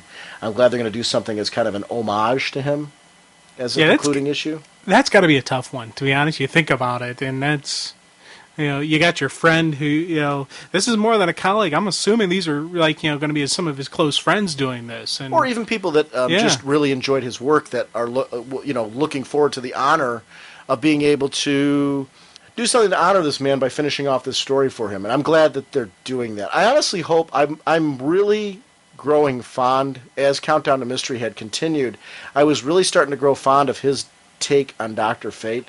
And I'm hoping, to me, the greatest homage for him would be for somebody to really wrap their head around what he was setting up here as a template, and hopefully we'll see a Dr. Fate series come out of this. I know that, in my eyes, one of the greatest legacies of any creator is the fact that their creation lives on, that their creation was so strong that it grows beyond, and I would like to see something done with his Dr. Fate. I'm sure we will. I don't know how you can, revamp Dr. Fate and not have him in the DC universe. I'm just hoping that this doesn't kind of get brushed off to the wayside, and I'm hoping we get to see something of this character in the future, because I think it was a nice restart. And the more I read it, I'm saddened by the fact that back when it was announced as a regular series, I was really excited to see a monthly Dr. Fate series. So I'm very, it's like one of those heartbreaking things, and I'm like, I really wanted to read that monthly series that he was going to do. I'm glad we got what we got in Countdown to Mystery, though, to be able to have that, and I'm glad that they are taking the class route and finding a unique way to do a final issue of that series that'll have multiple. I know it's supposed to have like multiple endings from what I read of it, where it's supposed to be multiple interpretations on how that issue was going to end, and I'm curious to see what that looks like and how that's handled, but I give them credit for doing something. Yeah. Let's go to number 7. Our next issue is Countdown to Final Crisis number 7. The writer is Paul Dini with Adam Beechin. Story consultant Keith Giffen. Pencils by Tom Derenick. Inks by Wayne Faucher. Colors by Pete Pentazis. Letterer Travis Lanham. Cover Scott Collins. Assistant editor Elizabeth Gerlin. And editor Mike Carlin. Once again, this cover is a neat cover. We got Batman, Superman, Wonder Woman all attacking the challengers who were inside a Green Lantern energy bubble, and they all have this like, no, don't look on their, kind of look on their face, like, and it's. I don't know about you, but I took this cover. See, at the time when I read this issue, I had no idea they weren't back on our Earth. Right. So, and I remember we were just having a discussion about issue 8. Basically, I'm talking with what I know now at the moment. But when this originally came out, I remember reading this cover, and I'm like, why are the big 3 attacking them? See, I immediately thought it's the contagious of Morty virus. So coming after them because of that, right. or they don't realize what's going on, and they're like, stop, you can't, we're gonna release something in the air or something like that. So that's what I was immediately thinking. That's the first thought that popped in my head. Can we, as we go to starting this one, I know we start with Holly and Harley. Can we talk about their armor a little bit? Because we really kind of glossed over it. Where are you at on their armor? Are you taking it that the gods really gave them that armor? They lent it to them. It's now gone. Right. They're but I mean, are you taking that as it really was the gods? Now I am. Okay. I am now. At first, I was thinking those were agents of Darkseid, and it was all giant Darkseid plan. Yeah. But with everything that's gone on through this series and stuff we're seeing that's going to happen to Wonder Woman coming up, also, I take it that was actually the real gods. From my understanding, I don't know how true what I've heard is, my understanding why there was a certain change with the character that we'll talk about when we get to those issues. I guess my assumption was that change was always meant to happen in the storytelling. But I guess there were reasons why they took a shift for what they were going to do, and we'll have to talk about that. I'm being kind of deliberately vague because I want to wait till we get to that discussion. But, I guess I was kind of always assuming that the issue was... So the gods lent them that armor... Just for that battle, and once they were off Apocalypse, the armor is invalid. Yeah. Okay. So, we start off with Holly and Harley, and they're heading back to Gotham. They don't have their powers. They don't have any other mystic, whatnots with them. And for me... Mystic whatnots. For me, Holly seemed, one, she was the realist. She's always been the realist of the two. But in this way, she kind of seemed a little bit bitter to me without having these powers. Because she's like, we just more or less would be in the way if we stuck around. So let's just go back to where we belong in Gotham. And... I was like, you know what? Not really.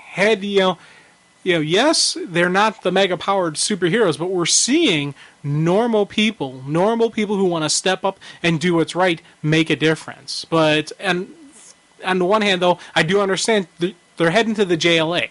Like, do you really need us tagging along for this? Let's just go back to Gotham. So it's... I like the reference to Gallagher. Yeah. He look like a watermelon-smashing comedian. You say tomato, I say tomato. Yeah. Well, once again, it's just Harley, and that's why I really want to see a story with these two, on the road. You got your straight man, and your funny man. Well, I do. I want to see more. I want to see more of these two. I really, really do. But okay, back to the rest of the team as they're flying Val to the JLA. Now, can I say how much I like the Hall of Justice? Oh God, concept? Yes, that was going to be my first comment, dude. Mm-hmm. That is just. One, geek out from the classic, meanwhile, sure. Back at the Hall of Justice. But even that, dun, dun, dun. Yeah, this fits. This is what the JLA should be in. This is the kind of, thing that approaches you like, dang, that's cool. Well, I like cool. that it's a portal, too. Yeah. Oh, well, yeah, it can't just be, that can't just be their one hotel. Well, that gets around, right. That gets around that problem. Mm-hmm. And there was a smart way to write that into the storytelling. Looks great. Yeah. But, as the team is flying into the JLA, Donna is a bit surprised that Jimmy took off with the Harrys, but Ray kind of backs his play, and I agree with Ray. This was a smart move. Went back to the habitat, where it's a little bit more secure. He could probably see Darkseid coming if Darkseid's going to come after him. You got to pick where you're going to fight your battle. Jimmy's thinking, we're going to throw down. There's going to be a mega fight here. Where do I want to fight that battle? And I like how Jimmy kind of handled that. I thought that was, once again, we're seeing Jimmy Olsen not just be, I'm Jimmy Olsen, Superman's best pal. We're seeing him make decisions for himself, go, okay, this is tactically the best move for me. So once again, as this is going on, we're seeing this grow up maturity process of Olsen that I'm like, man, I'm kind of liking this. I'm kind of glad they didn't kill him off, I like seeing, this Jimmy Olsen. I want to see more of this character continue on in continuity. Jason took off, and surprise, surprise, Jason didn't stay with the group, and Mary is kind of, glad that Jason took off because, he was a jerk. Pure and simple. Yeah. Get rid of the dead weight. Yeah, but Kyle really surprised me with just his sentimental feelings of how it was to lose his good friend and his, traveling companion. It just shocked me that emotional response that Kyle had. You're still taking that stuff for your colon, aren't you? Exactly. But, then Mary has the interesting comment that I thought was, nice, that she says, even without, Black Adam's powers corrupting me, I wanted to kill that kid. So, once again, there's still a little bit of Mary in there, and I'm like, yeah. As Ray leads them into the Hall of Justice, they can't access the jump gate. And he's sitting there going, I wonder, they must have changed the code since I was last here. Which is a logical assumption. Right.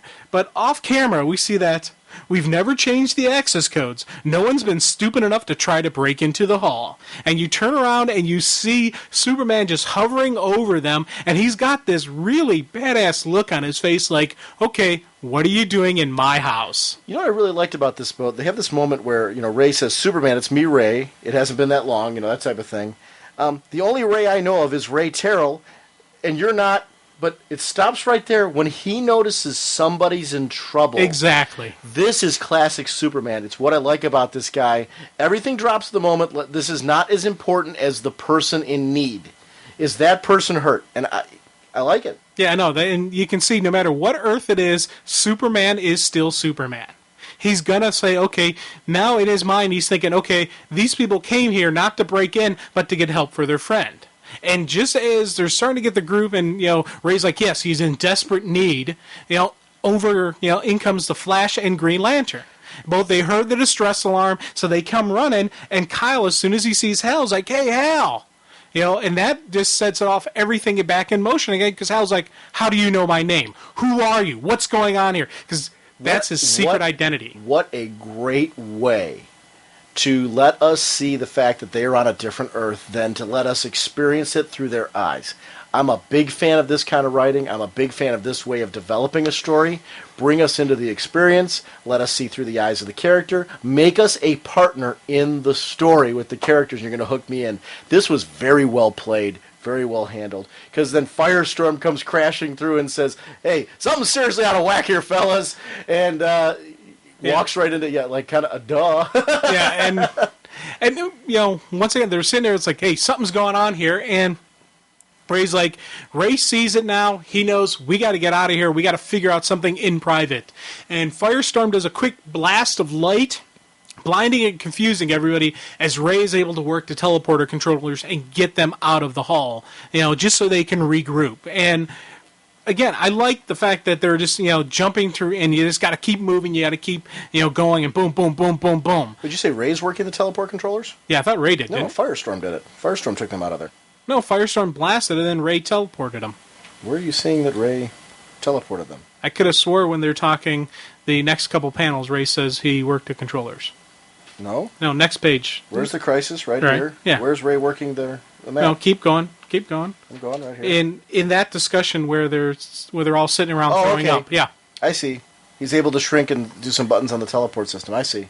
So Firestorm only did a distraction. Firestorm did the distraction. Ray shrinks down. He works the buttons and I guess I'm glad you said that and straightened that out, because I guess I was under the assumption that Firestorm's out the bottom. I'm like, when did Firestorm develop that ability? So good. Yeah. Well, that's the first thing I thought, and then I saw it, and I read the comic, so I'm like, oh, okay. Yeah. But your okay. shoe upside the head.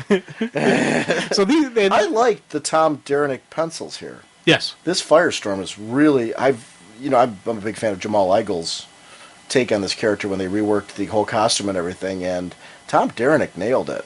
You know, it's a good looking costume. It's a great redesign that's very today, but yet has that classic nod. I want to see more Firestorm. Oh, you know what? I definitely got to agree with that statement. I like the character. I'd like to see him in the league. Absolutely. You know, because even Batman implied that much power should keep a close eye on it. But I think he's a character that would fit well in with the jive they kind of got going there. He'd be the junior member of the league, but it's still, he's got the firepower. They got to do something with this character because there's some nice layers to him that could get some interesting stuff going on. But as they're sitting around, though, they're discussing, planning, options. What are we going to do? And I like this. It was just a great, really human moment from Una. She's had enough. She's like, no more talking, no more planning, Val's dying. But the debate that's going on right there is interesting because I actually read the comic. And the debate that's going on here is... and I'm going to slam you on that one. Okay. The debate that's going on here is interesting because you've got heroes that still haven't realized what we have as the readers. That they are on a different planet, on a different universe. They're thinking they've been erased. Yeah. So they're thinking that they are still back on their world because it's so close to theirs. They're thinking they're home. But in fact, and Ray even, would it be any stranger than anything else we've been through? And it's an interesting dynamic to see that they haven't realized that yet. Because multiverse travel for us as the reader is pretty common at this point, but not necessarily for them. Mary especially. Yeah. And it's just, one thing I'm wondering is why is Ray so certain that this is their Earth? Does he have because he's done a lot of Earth hopping, and maybe does each one have a different vibe to it or something like that? But what about this one looks different? I guess I don't see I'm in defense. When we went on that journey with them through Countdown, the search for Ray Palmer, each of the Earths really plainly looked very different. Even when you get to the one that Ray settled on, it was different in an excessively good way. So I think that's something in the storytelling. I think it fits here because they went to the Red Rain, they went to the Red Sun, they went to the Crime Syndicate, they went to the Wildstorm universe. These are Earths and universes that are very, very visually different on a huge level. So now all of a sudden they're on one that looks like home. Has the Hall of Justice where it should be. Everything seems to be fine. All the buildings look right. The right heroes are in place, including Superman. So I can see the assumption. Yeah. It looks like it, but it's actually raining donuts. So, yeah. Yeah. That's a good analogy, actually. Thank you. Okay. But, yeah, so they're just going through all this lengthy discussion. They're talking back and forth. And, once, as I said, Una just has that great response. It's like, no more talking, no more planning, Val's dying. We've been carrying him around like he's luggage, and he's dying. We're heroes. We're supposed to win. We're supposed to save him. And it was just, I'm reading this just going, oh my God, man. I wanted to reach in and give her a hug. You feel her pain. And Ray, you know what I like about Ray here? This is where we see the humanity of Ray Palmer, and I really liked how he handled this. He is being compassionate with her. He's being realistic with her, and at the same time, he is being careful with her to tell her what, we are doing our best, Una. Please believe that. But the whole world is in danger because of the virus Val is carrying. Unless we can find a facility where we can synthesize inoculations from my blood, there is very little hope for any of us. Now, that's an interesting point here. Does that mean they're all infected?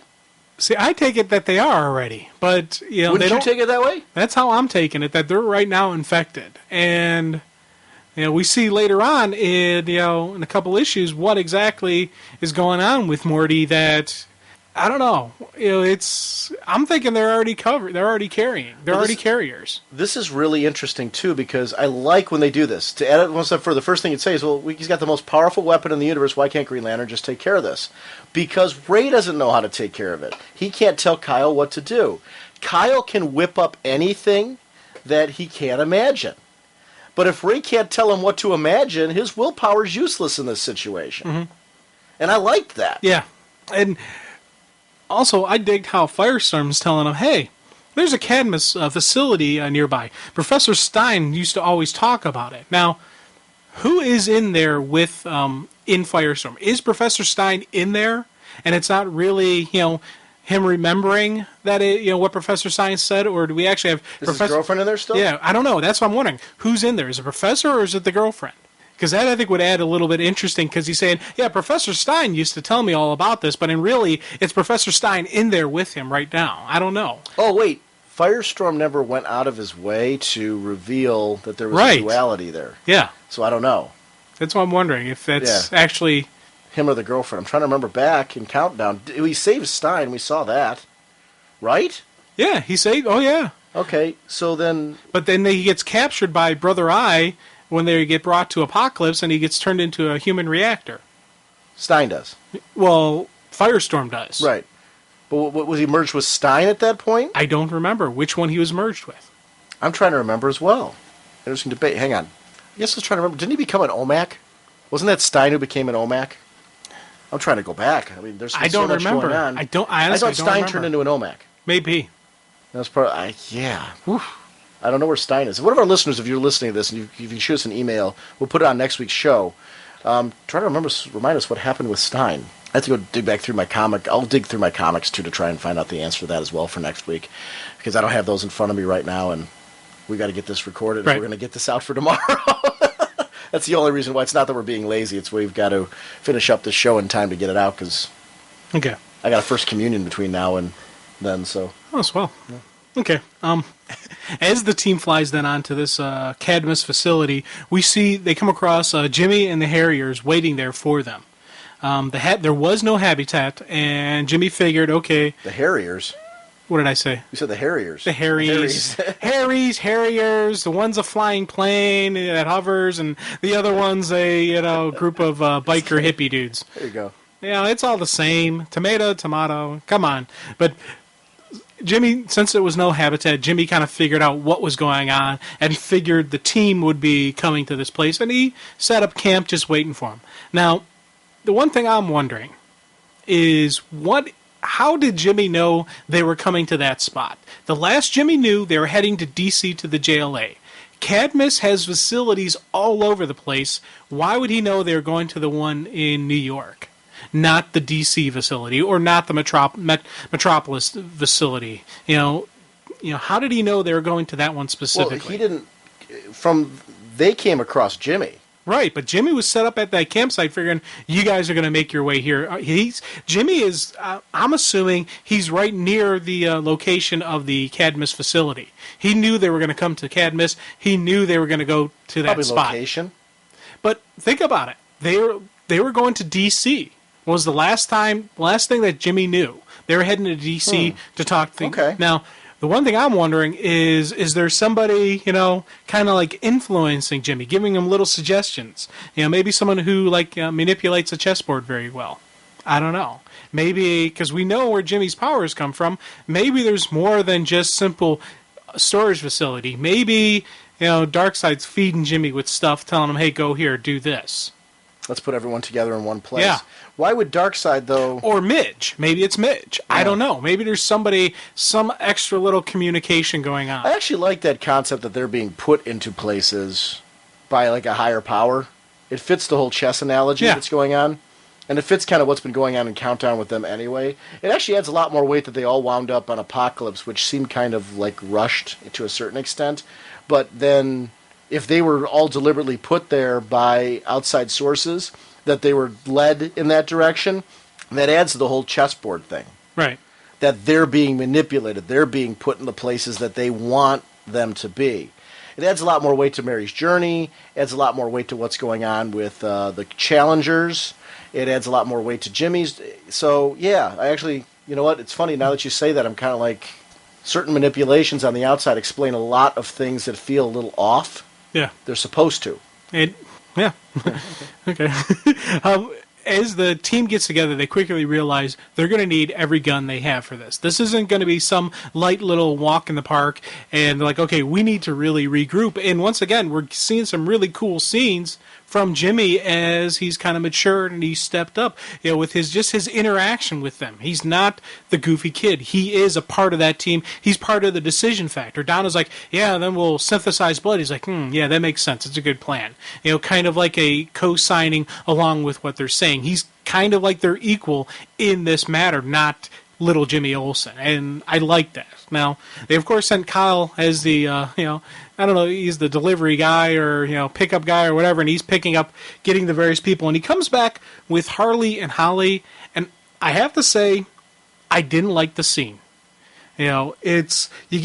Apparently when they first arrived in Gotham, Harley and Holly went to Arkham Asylum, and the Joker didn't know her. And she's all like, oh, my puddin' didn't know me. And then she's all like, that we saw once again the doormat Harley that I thought she had grown out of. I thought she, yes, it takes time to get over obsessions like that. Yes, it's, addictions like it, but I wanted to see her a stronger character. I wanted to see more growth out of her. We have seen that, but we've seen I disagree with you on this because you've throughout this story you've been saying one of the things that you like about Harley is the wacky side of her and that she throws out these wacky lines and all that. It's because she's still nuts. I agree with what you're saying in the sense that I think we are seeing a stronger Holly. I like the buddy cop relationship between her and Holly. And I want to see that continue to develop more. But by the same token, did you honestly believe she dropped the Joker like a bad habit because of the fact that she was with the Amazons because she went from one sickness and obsession to another in the same capacity? Her worship of Athena, her following Athena, was on the same thing she did with the Joker. How is that different? No, it's not, and I completely agree that it's that same type of obsession. But I don't know. I wanted to see a little bit. I wanted her still look at the world in a weird way, in a Harley way, but not be the doormat. Because she could be a really cool character. Why does this make her a doormat, though, to recognize that a person who she's been in love with and obsessed with is not that person and realize she's not where she... See, I guess I took this as a different way. She's realized they're not in the right spot. Yeah, oh, exactly. That's how she realizes they're not in the right spot. And even Holly even adds he wasn't joking. That they knew he honestly didn't have any clue she was. I'm actually going to defend her. If I walked to a place where I was visiting a former lover, okay, and that person didn't know who I was, now forget whether or not you even still want to have a relationship with this person or any kind of connection, because, I can go through my history of people that I've, been with, and I can say that, there's nobody that I want to be with again. I don't mean it in as an insult way, but if I encounter them, there's still going to be that sense of familiarity, that sense of knowing, that sense of, do you know what I mean? Could you imagine if you walked up to, you've admitted that you've had some very strange relationships in the past. Imagine if one of them walked up to you and they didn't know you. Actually, I'd be kind of glad with some of my exes. Okay, maybe not a good example. I'm not a good example, but you know what I'm saying? I've had some very serious relationship that you knew about before here where I was engaged and that type of thing. If I ran into that person that didn't know who I was, that would be a very bizarre encounter. A very upsetting encounter. Do you know what I mean? Yeah, dude, I understand. And if we're talking about normal people, yeah. I would say yes. I'm not talking about where the person ignored me. That's a different ballgame. Right. That's at least acknowledging that they knew you. Yeah. This is a complete, not even, you don't exist. This isn't a talk to the hand moment. This is a, hey, he didn't know me. Right. And I understand, but I just, when I saw her. Did you watch this week's Smallville? Yes. Okay. And I don't want to spoil any of that, so I'll just go from there. Stuff Clark was going through, and anybody who watched this week's Smallville will know what I'm talking about. Stuff Clark went through this week because of the journey he went on in that episode. That's the type of moment that Harley had, which if you didn't know to expect that, Clark knew to expect that. Harley didn't. Harley didn't, in this case. That's jarring.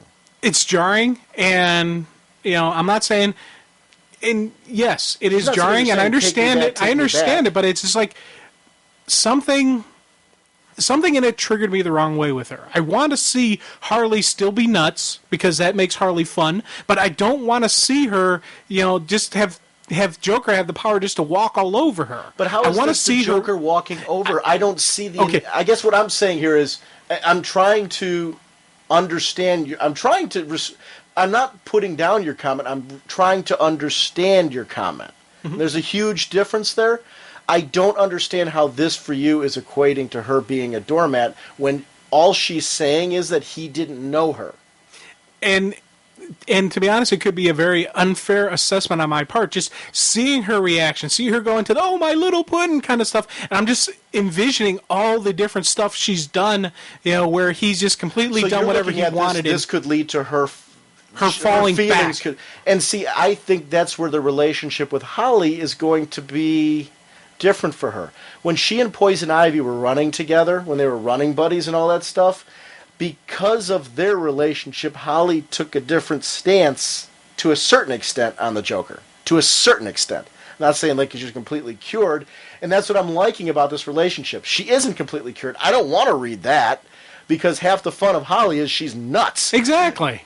But I like the fact that Holly's kind of a tempering of it, and that she's got that sarcastic wit that goes along with that. So I'm actually more encouraged by this than discouraged. Mm-hmm.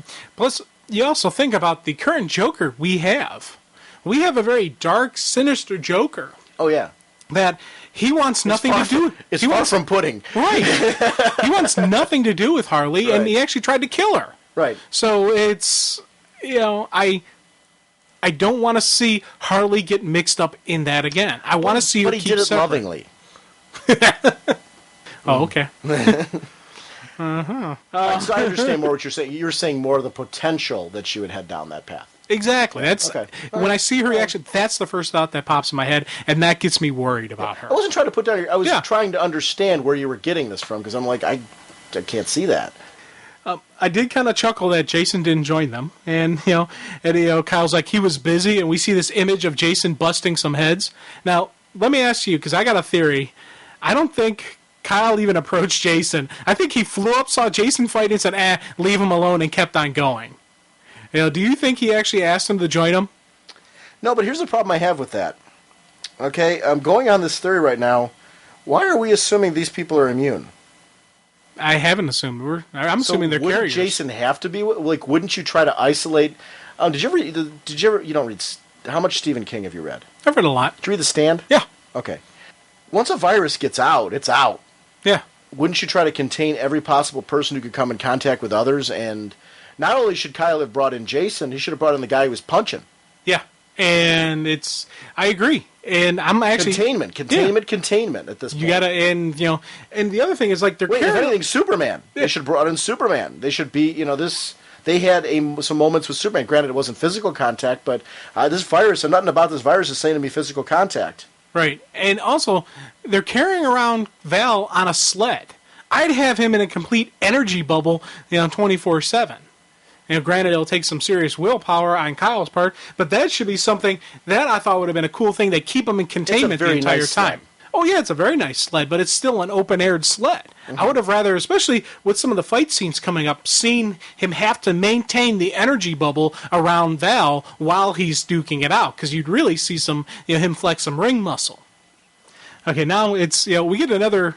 I kind of liked another Jimmy Olsen butt-kicking moment, because Holly's like, hey, where are we going? And he kind of gets this little grin on his face, into a super secret science lab without permission, so we can try to save reality. The usual.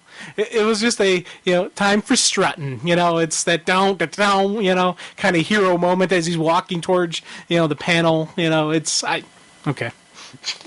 Hey, I'm just letting you have your little moment. Okay. Well, thank you. There's entirely too much motion going on for a non-video podcast there. Hey, I talk with my hands. I talk with my body. I get the groove going. Yeah. The first time I ever saw a strut while sitting down. But you knew exactly what I was talking about. Now, granted, no one else could see me, so they have no idea what I was doing. But, so that's good. Yeah. But, okay, Jimmy leads the team into the facility. Actually, you know what? A great Where's What Not Now, if anybody's interested in doing it right now, would be Jim doing the strut. So if anybody has one, actually I would love an animated one if somebody knows how to do that. But if nobody could do an animated one, I would love to see Jim strut. Alrighty then. Jimmy leads the team into the facility, and it actually appears to be abandoned. And just as Holly starts questioning, how are we able to walk in undetected? It's like right on cue, in comes the welcoming committee, and we get these like large monster type golem thingies come flying at them, and I was like, that's a pretty powerful defenses there. I kind of like that. You got these they seem mindless, and physically looking at them, their massive size, and the team on an individual basis is able to take care of them relatively quickly. Even the non-powered superheroes, they're throwing down and they're juking. This is where, going back to my defense of Harley. Yeah. Oh, yeah, this is just what I needed to cheer me up. And I was so happy for you. Yeah. And as I said, I still want her nuts because it's some funny moments like this. But we've already talked that. Her mood changes, and I love that about her. Yeah, on a heartbeat, just ooh, look, a puppy, kind of thing. It just, I was actually half expecting a little comment, about her saying, "Cute little puppy, can I have one?" or something like that, just because that would be such a Harley-esque moment type thing, But as I said, they're able to take care of these things pretty easily. Because, they're not a, super-powered mind, mental giants, but they do have numbers, and they're getting swarmed, and it's, one of those things where they're going right after Val, and, Uno's like, hey, could use a little help here, and Cal, flexes a little bit of muscle, and we see that big, giant green broom sweep away some of the bad guys, which, by the way, I like when we see the Green Lanterns use to make stuff like that, like a giant broom or a vacuum or just something other than just like an energy blast or like a power bubble or something like that. Just it shows just the imagination of the ring bearer. Right. Just as the fight's going on, Forager asks Olsen Bug if he can get rid of these monsters. And Jimmy's a little bit confused. He's like, what are you talking about? Then he's like, as if he's talking to somebody else, he goes, oh yeah, I can do that now. And boom tube, all the monsters out of there. Well, okay, effective use of the powers there, Jimmy.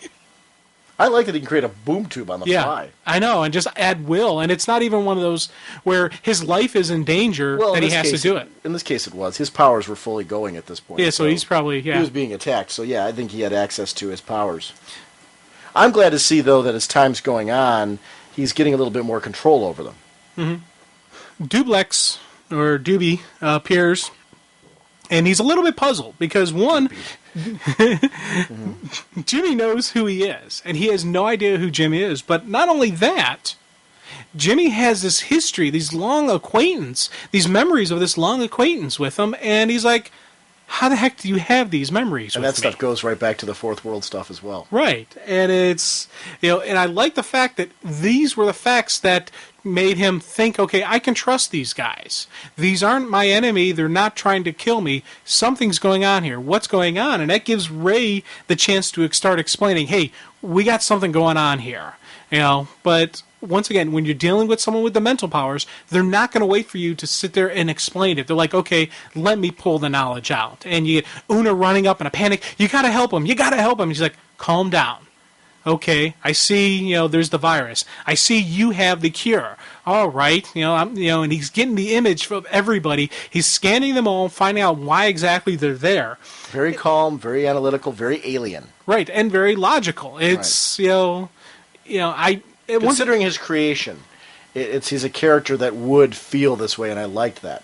Yeah. The issue ends with, Una begging him, hey, you got to help my friend. Please save him. And you get just this great ending. If it were in my power to do so, I would.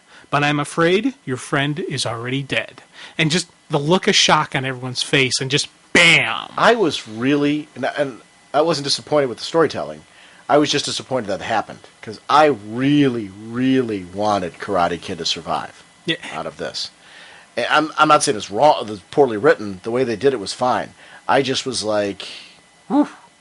And when I read it, I was thinking, are they going to try to reverse this later? Mm-hmm. Are they going to bring him back? And when they showed that close-up of his face, they showed him dead. I was like, they're not bringing him back. He's gone. He's dead. It's funny how much more I enjoyed talking about this issue.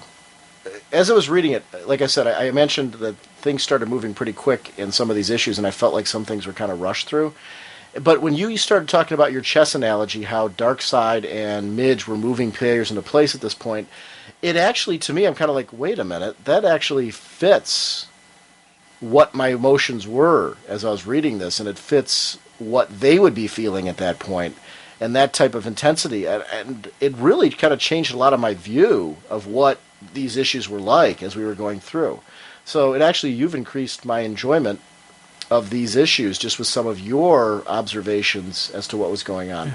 So it's interesting. It's real interesting to talk about these. It's one of the things I really enjoy about the way we've covered this and taken a look at it. It's been an interesting roller coaster of a series to go through, and that added to a lot more enjoyment as far as what the concepts that were going on. The origin of Bane in the back. Now, Graham Nolan was the artist. I keep referring back to that era of Nightfall, Knight's Quest, Contagion, and things like that. Graham Nolan became the artist on Batman during that time, on one of the Bat books. I'm almost positive it was Detective Comics. I have to go back through my collection to tell you what issues. Those Graham Nolan issues were just stunning. Just a great artist for Batman. I go back to the Jim Aparo stuff. I go back to the stuff with Neil Adams. This is another run that I enjoyed on those levels, where it was like a defining Batman era. And it was great to see him because of the connection to Bane, because Graham Nolan was one of the artists during all of this. Yeah. And I love this narrative. This thing, because... One, if you're not a Bat fan and you don't know who Bane is, it really told a good story, but it told you from his perspective. It let you see into the mind and the mindset of Bane, and he's not just this powerhouse muscle. He's an intelligent villain. He's the guy who broke the Bat. Right. He did it. I was like, this was a cruel thing, and I'm like, especially, hopefully, he will continue on. We will continue seeing this character in Secret Six. I'm hoping this guy is the one they pull into it, because a couple reasons. And I'm going all in with this one. do you consider him, though, here's the question I have. Mm-hmm. It's supposed to be an A-list Batman villain. Yeah. Do you consider him A-list? Dude, he took out Batman. I know, Tell me if that's not A-list. I understand that. But I guess part of me wonders it depends on how you consider A-list. Here's my thinking. Is A-list being considered somebody on that level, or is it somebody who's had the longevity that, like, if you ask the person on the street about Batman, who are Batman's villains, your person who's watched Batman throughout the media and things like that, they're going to pull out the Penguin, the Joker, Catwoman, characters like that as we go through, okay? Scarecrow. Some of those characters that have had longevity with him. Although, I'll defend that back a little bit, though, and defend your statement, because Bane's been in the cartoons. Not only was he in the animated series, the Batman the Animated Series, he's been in the Batman as well.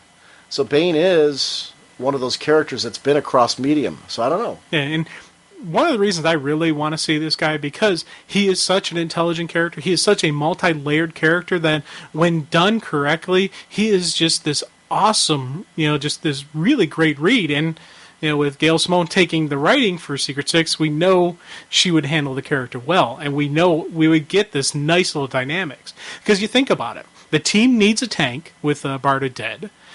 Scandals, she's got to be a mental wreck because her lover, her friend, her everything is gone.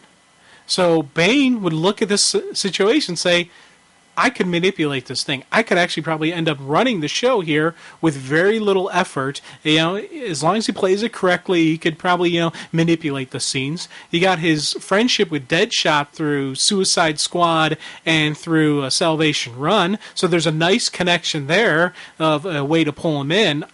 I'm going all in with him. I'm saying it's Bane. I hope it is. Granted, if it's because you're leaning towards Scarecrow. No, I've got a couple different choices. Oh, okay. I could see Scarecrow. I could see Catwoman. I could see, which would be considered an A-list villain.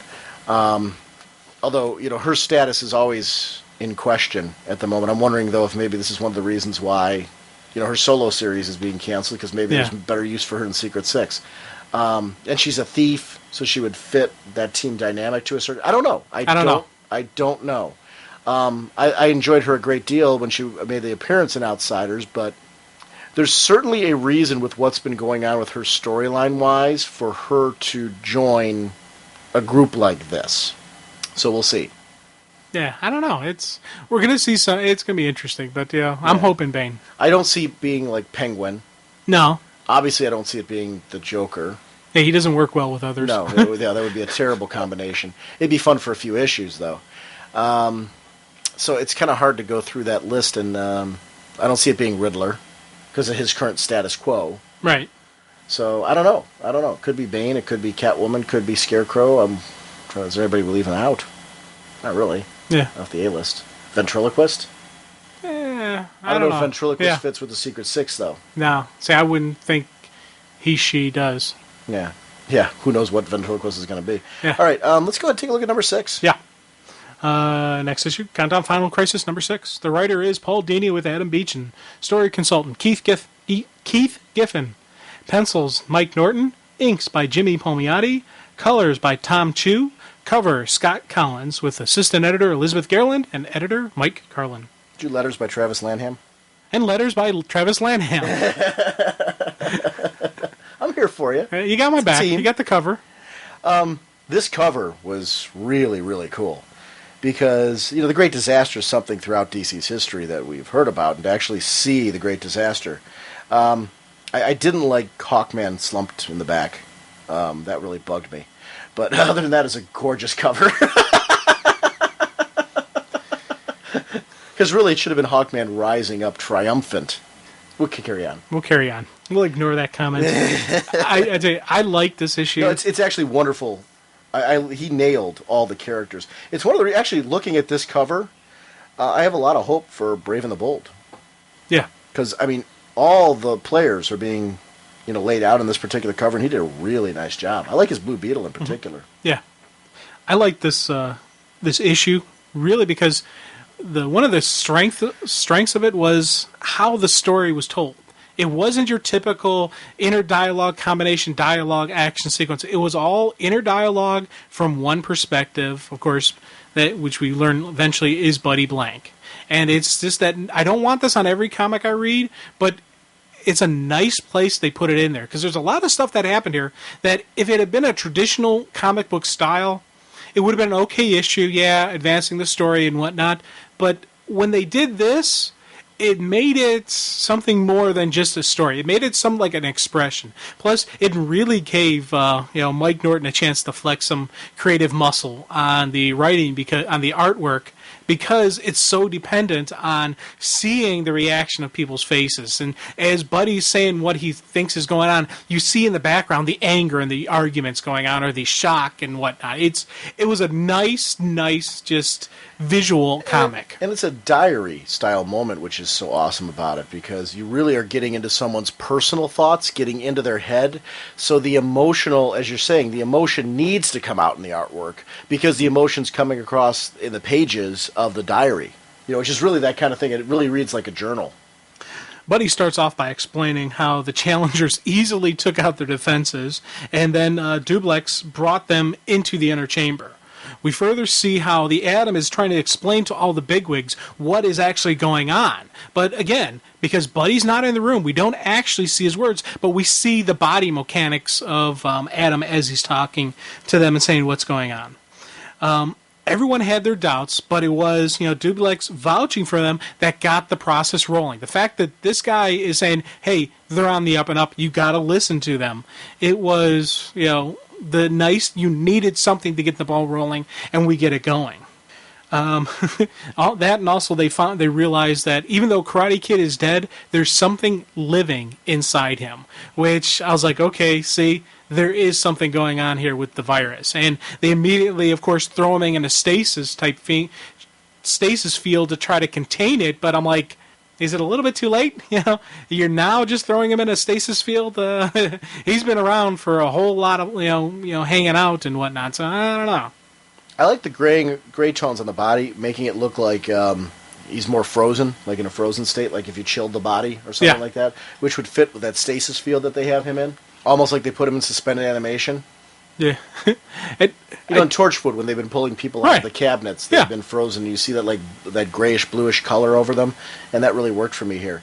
I love the attention to detail that Norton puts into the faces of the characters.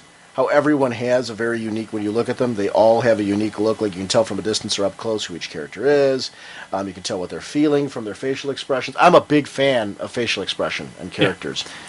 So I just think it's a really great art style for this. And especially with the dealings between Buddy and Una.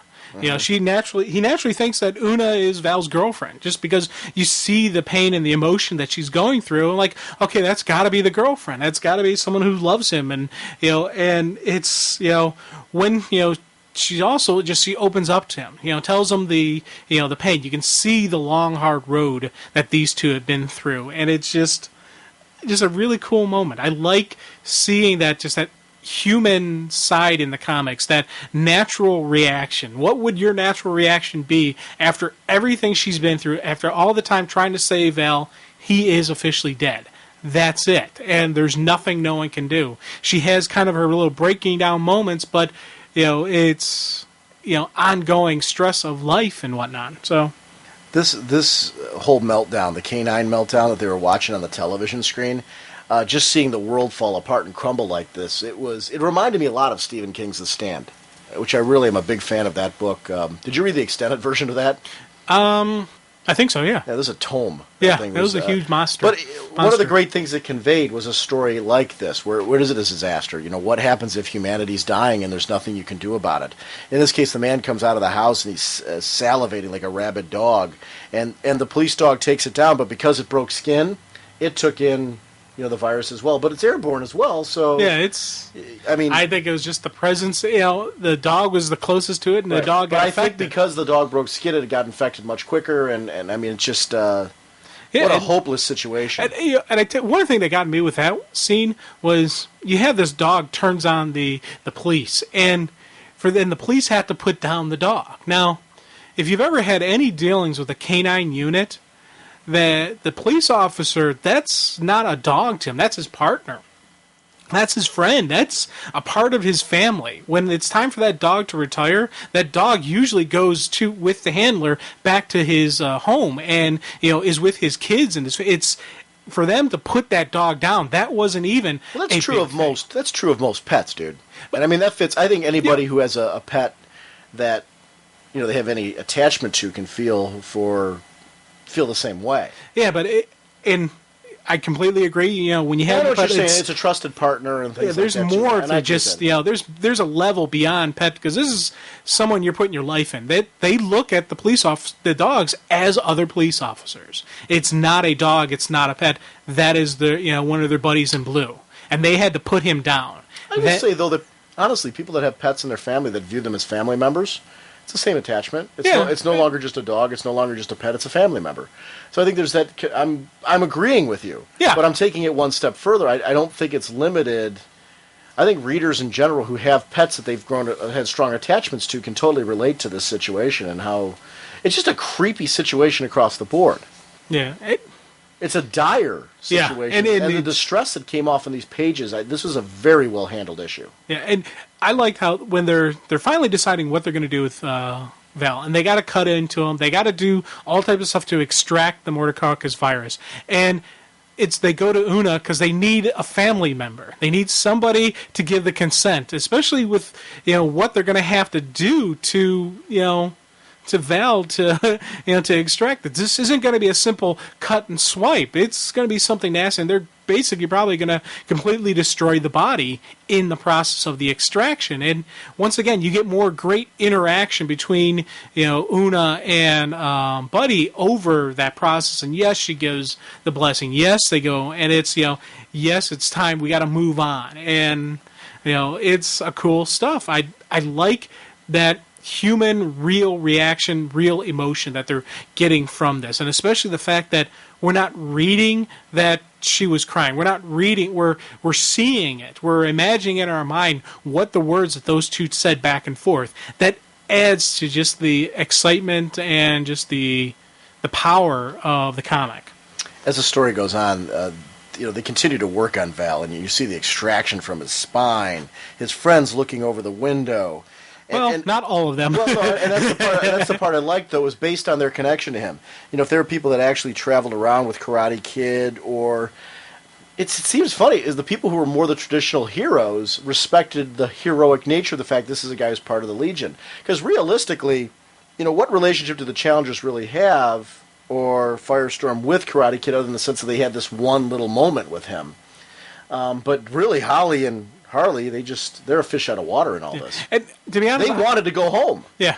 And in a way, I kind of took it as Holly was hanging out with Harley just to keep her out of trouble. Because if you look, you see the look on Holly's face like, oh, God. She probably would have been in the other room just, seeing what was going on. But because Harley was out playing at pinball games and video games and whatnot in the rec room, she's Harley. Keeper. She's got to be Harley's keeper. That's how I kind of saw that little, tie-in there. Jimmy Olsen's having some tests done. Yeah. He's getting poked and prodded by Doobie, and it's just not... It's the exact same reaction that he had on his Earth. His powers kick in, prevent any testing from happening, and what Jimmy said would happen is happening, and it's... stuff we learn later on, we understand why the powers won't let them do any testing, why the powers won't actually let them do any research on what Jimmy Olsen is. So I like that fact that we learn in a couple issues. As that continues on, we see that the situation with Mordecacus has gone completely out of control. Yeah. The thing's grown to this monstrously huge size. And it's just like this giant bloodworm that is mega proportions, and it's busts out of the one lab, and the challengers immediately move to fight. You got the containment unit comes in to try to stop them. Kyle is actually able to get an energy bubble around Morty, but it just then explodes, and the force of the explosion actually breaks the green bubble for a couple seconds, and it goes airborne. Quickly, Kyle throws out another bubble trying to catch it. Ray's like, get every piece, and it's you can tell just from Buddy's explanation of Ray's reaction how dire and how serious this moment is. Right. The Morty is airborne. You gotta contain it. Right. And his worst fears came true, because as that continued on, all of a sudden they've got this inclination that let's do some tests. Let's hope that he knew already at that point what had happened, but he needed to run the tests. And you could almost feel for them. You're like, please say it's not airborne. Please say Kyle got it all. But you knew that it had to happen, and the virus was airborne. Now, here's the question I have. If the virus is airborne, what about our heroes? They're infected, dude. Now, we later see... them come up with an inoculation, and I'm assuming they got all inoculated, but you never know. Right. I don't know, and it's, it's, that's in even going on future issues, which we'll get to in a bit. You wonder what the heck is. Is this an isolated thing? Or are we going to see more of it? I'm guessing this is it. I think so. That the inoculations, like you're saying, are it. But wow, is this a horrible thing? To call it the Great Disaster is an understatement and a half. Of course, it's Gotham City that gets hit first with the first mass outbreak, and I'm like, man, hasn't Gotham suffered enough? They got enough problems, but at least it wasn't Cleveland, so I'm happy for them. I like how the Atom said we need all the anomalies in one place. Yeah. Let's really lock down not just the situation with the virus, but he was thinking outside of that, which shows the analytical mind of the scientist in the sense that he wasn't just thinking of the virus, he was thinking of the after effects and the fact that we got to keep all the people that don't belong here in one spot. Yeah, and of course they send Kyle to kindly ask Jason to join them, who Jason readily agrees that, certainly I will be a part of the team once again, and he's known for his pleasantries. Yes, I know. Big green fist knocks him out. And even he's arguing with Donna, who's probably the nicest person in the world, and they can't seem to get it together either. Yeah, and it took Buddy all of 5 minutes to realize that Jason's little quirks. It's like Jason didn't seem happy to see everyone, and the feeling was mutual. After 5 minutes with the kid, I could see why. So once again, Jason Todd winning friends and influencing people. We see the inoculations here that you're talking about, but as you're talking about that, not only does it affect humans, it affects every form of life. And I like how Buddy starts putting the pieces together. He's like, he sees, because that dog that was affected, when it came into the lab, it had human hands. So it takes a bit of the virus and switches, flip-flops your DNA around. If you're a human, it makes you more animalistic. If you're an animal, it makes you more human. It switches things around, and then it goes from one source to the next, to the next, to the next. It's like a bee pollinating, different flowers, taking a piece from where it was into the next one. And I like that analogy, how you can really see how nasty this thing would be. It's not just look for this or look for that. It's every living creature in the world will be affected in some way, shape, or form. We're seeing Una in Karate Kid at this point, where she's basically having some of her final moments with him, and having a lot of trouble dealing with the fact that he's gone, because there were missed opportunities to perhaps share with him her true feelings, and to be able to see if there was any chance for them. It's a tragic story. It's definitely the tragic love story, and it kind of touches the heartstrings, and not just. Oh, but really, it does. Yeah. For me, it wasn't just what might have been or what could have been. It's also Buddy's reaction to this, saying, right. "Oh man, you could see he looks at Una kind of probably the way he looks at his own daughter. It's that similar age, that kind of he's a fatherly figure to her, and he's got that fatherly emotion, that comfort, and it's like, oh, come on, kiddo." We've all had moments in our life where we've had those people that we wish we had said something to. Sometimes we cross that line and we're actually able to do that. And, we're lucky enough in those situations that sometimes it turns into something. But other times, you have those situations where you never say anything, and I think we can all relate to Una here. In a sense, it was funny. I wanted the target on her so bad from the beginning, but when I was reading these sequences, I really began to feel for her as a well-rounded human being here, and be like, well, we've all been there at some point. I get where she's at. These next couple issues with Una, she's really stepped it up for me, and I'm just like, dang, man. I'm There's like, more to her. Yeah. I going along, I'm like, okay, she's, the cannon fodder. Okay, she's just the extra one there. Maybe there'll be a little will they, won't they type thing going on. But you're seeing, especially next issue, you're seeing the hero in Una. You're seeing why she's a Legionnaire. You're seeing who she is, what she's about, and I really dig that about her, and to the point where I'm like, okay, now I got another character put on the list of my characters that I'm going to do more research on and read up on and find out about them. So It's, as all this is going on, we see that the world is basically coming to an end. The politicians are blaming terrorists for, using biological agents, and everybody's at brink of war with each other, and they're getting ready to strike back, which, of course... Ignorance is bliss. Ignorance is bliss. They got to blame somebody, so let's blame them. They're different than us. It's got to be them. Let's nuke them. That'll solve our problems. No, it won't. This problem is beyond anything you can solve. And as the Cadmus scientists start getting affected, everybody's fears are completely validated, because the Cadmus alarms never went off. There was never, because they even showed Buddy looking at his badge when the thing exploded, and there was no infection. There was nothing, saying that there's a virus out there. It wasn't until they started doing more research that they saw it was airborne. So Cadmus, for all its massive technology, couldn't even detect the virus when it was affecting them already. So I was just like, wow, this is a mega powerful thing. How do you fight this? And I'm still, at this point in time, trying to figure out, is there going to be a way to fight this? Are they going to be able to save the day? Will the heroes win in the end? The funny part is when we see the virus outbreak in Cadmus, we see the first researcher, that Lucy Grinker, from the test animal department, actually take on the traits of all the animals that she worked with. Not just one, all the animals.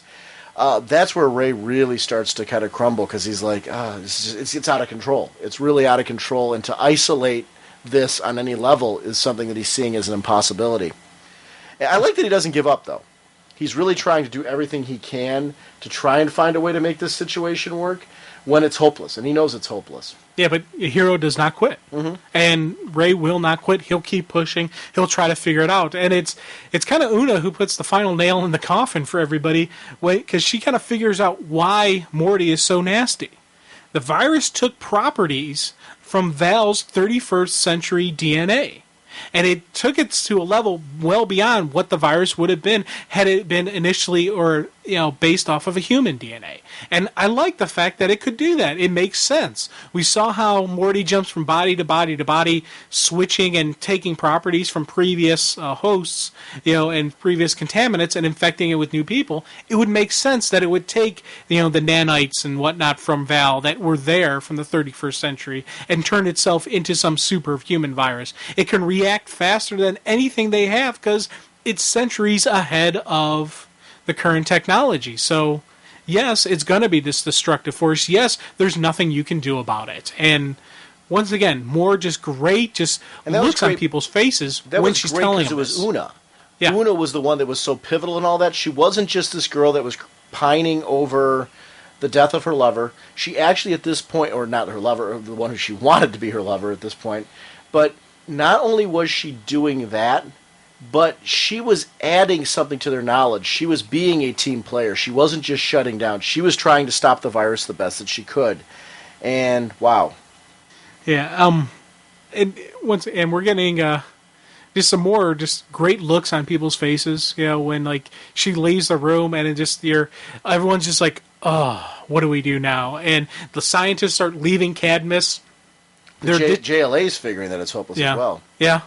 And you get that this is the end of the world. And I like the fact that Buddy's like, okay, it's time for me to leave. I'm going to be with my family.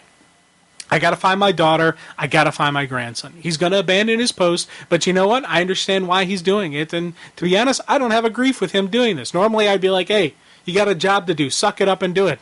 This one, I'm cool with it. It's the apocalypse. But Una is once again showing why I'm really digging this character, because she catches him leaving and says, I'm going with you. There's nothing here for me, and this may be my last chance to do some good. And it's that nice little thing. He doesn't want her to go out there. He doesn't want to put her in harm's way because he knows what the world is going on in the world. But in the end, he's like, okay, yeah, sure, let's do this. And partially because she threw a little blackmail in there, but really it's a false threat, because Una's saying, if you don't, I'll turn you in. Big whoop. That's really not a big threat, but it's that extra little incentive that Buddy can justify in his head that, okay, yeah, I'm going to put this girl in harm's way. Told by Ray and told by Double X that he shouldn't do this. He needs to stay put because they're trying to contain this thing the best that they can. Hal leaves anyway, hoping that he can get some help from outer space to help clear this thing up. He's carrying the virus, though, and yeah. So right now, that's the cliffhanger. Yeah, not only is the Earth dead, but now the universe is. This will spread now. Kill the universe. Yeah. The backup in this one, Scott Beatty and Jesus Size, Felix Faust. This is a story. Every time I think about this one with Black Adam, this is a story I so bad want to see this guy get spanked by Black Adam. And he deserves it on such a huge level. And I like with how when they're showing this origin, they end with that final panel has ISIS right there, so right. The story is not done. And the vengeful Black Adam. Yes. They even point out that the notoriously vengeful Black Adam, has not made his move yet. That type of thing. Yeah, it's not over. It's just beginning, and yeah, that's going to be a fun read. Jim, let's go ahead and take a look at our last issue for this episode, and then. We're actually, Jim, after this issue, we're down to 4 issues left, and we've covered all of Countdown. So let's talk about issue 5, because this is a good issue because it kind of wraps up this whole Great Disaster storyline. Next issue is the Countdown to Final Crisis, number 5. Writer is Paul Dini with Adam Beechin. Story consultant Keith Giffen. Pencils by Jim Starlin. Inks by Rodney Ramos. Colors by Pete Pentezis. Letterer Travis Lanham. Cover Scott Collins. Editor, assistant editor Elizabeth Garland, and editor Mike Carlin. Dude, I love the cover. That is just an awesome. You got this destruction, destroyed, Statue of Liberty, flames, mayhem, and then kind of underneath the surface of the water, you have that image of Val kind of dead and rotting. And I was like, it's one of those gruesome, horrific, wonderful scenes that I'm like, wow. A little nod to Jack Kirby in the writing. Collins 07 after Kirby. Yeah. So he nods to Kirby and work that he's done in the past, but also it very Planet of the Apes to me. Oh yeah, definitely. Yeah. The issue opens up and we see it's still being told from Buddy's perspective, which I'll tell you threw me for a second because I figured this one they would go into normal story arc, and then as the story's going on, I'm like, okay, I'm glad they didn't. I'm glad they finished this whole story arc in this style, this writing style, where it's inner dialogue without the traditional comic story layout. I like when they do this in the art. Carlin Center. Yeah. Ramos meets. I like when they do that kind of stuff. It is, as a fan, it's enjoyable to see them having fun with the art and giving nods. I can imagine, when you're a creator of a comic, to be able to do little nods to people who've worked on the book, that's something that I think at the time is special. But it's also like a few years down the road when you've had an opportunity to look back at a work and see it collected or something like that, to be able to see your name associated with the work that you're proud of, because these weekly books have got to be, for all the creators involved, a massive undertaking. I commented as we started this discussion how some of these issues started to feel like a little quick in certain points, and then we had that talk about the chess puzzle. I'm like, oh yeah, okay, that kind of makes a little sense, and that's what they're going for. But I will say, any of the problems I've had with Countdown as I've gone through it have been very minor. They've been like little things that I would almost say are nitpicky, in a sense, because And certain things that I think, pacing-wise, because of the fact that they're dealing with a weekly series, 52 weeks, and they want to make sure they get a complete story told in that time, it's sometimes an issue of learning how to pace out that story as they're going through. I like Countdown so much, and I know that people have been kind of on different sides of this one. We've got a lot of listeners who are stepping forward and saying, no, I've been really digging this event. Other people have been kind of in the middle, and then some people really haven't liked it. One of the things I really like about this is the weekly format is very experimental, to do it like this. There have been weekly books before, but to be able to take and do a big story this way, it feels very experimental. It reads, to me, a lot of fun. I'm enjoying getting a book every week that has a continuing storyline. I don't want all my books this way. I'm not saying that. I like having one, though. I like having this. This is fun. I'm excited for Trinity because I really, from A to B, Countdown to Final Crisis, really enjoyed the experience. I'm not saying that it was all perfect, and there's some stuff, especially as we get into some of the concluding issues to get through. I have some things next episode that we're going to be talking about. There were some things that while I enjoyed it, there were some things that I'm kind of like, well, I wish they had done this, and I understand why they made those changes, but I think our next episode is going to be a very interesting debate over what parts we really enjoyed, what parts they wish they'd handled differently. But I think that's also normal at the end of any experience to have those kind of conversations. But I will say overall, I'm excited as can be for Trinity now, having finished reading this one. Yeah. By the way, I want to give a shout out to Alan Pasalacqua, who is basically the first creator that contacted us on the show, but very good longtime friend of the show. I'm trying to work with Alan, and I've got to apologize to him. We've been trying to work out getting him back on the show to talk about some of his work in general. Most commonly, you've seen him on JLA and JSA Classified recently. He is going to be, I don't know if he's going to be the only colorist, but he is going to be one of the colors for sure on Trinity. Oh, nice. So we're going to get to see his work on that major work, which to me is outstanding. So I'd like to get him on the show to talk about Trinity. We could talk about some of his other work, and he had some wonderful issues of JLA Classified. I don't know if have you read I picked those up. Yeah. Really, really good. So I think we can throw in some discussion about those as well, because I think it was a very nice ending run that he had there in that series. I think that was a great series that I'm sad to see has left, because I really enjoyed JLA Classified. But we'll talk about him as we get into Trinity as well. It'd be nice to be able to talk about somebody on a book like Trinity that we know, from the show. So it'll be great. Let's go ahead and kick into this issue. Okay. Well, the Buddy and Una are trying to get to Buddy's family, and they're showing showing this great abysmal apocalypse that has become the world. The air stank of smoke, death, and animal droppings. You see the bodies just littered throughout the barren streets. You got, flaming wreckages down the road. And Una and Buddy, they're bobbing and weaving, they're ducking and covering, they're doing a lot of scrambling, and it felt like, just that disaster movie where, it's the zombie apocalypse type thing, but then add into it maybe some Escape from New York, so you get the boom, boom, boom, flash and pop going on. And, when they needed to, they used Una's flight ring to get out of the more serious jams, but they were throwing down. Did you ever play Resident Evil 2, the game? Probably. Okay.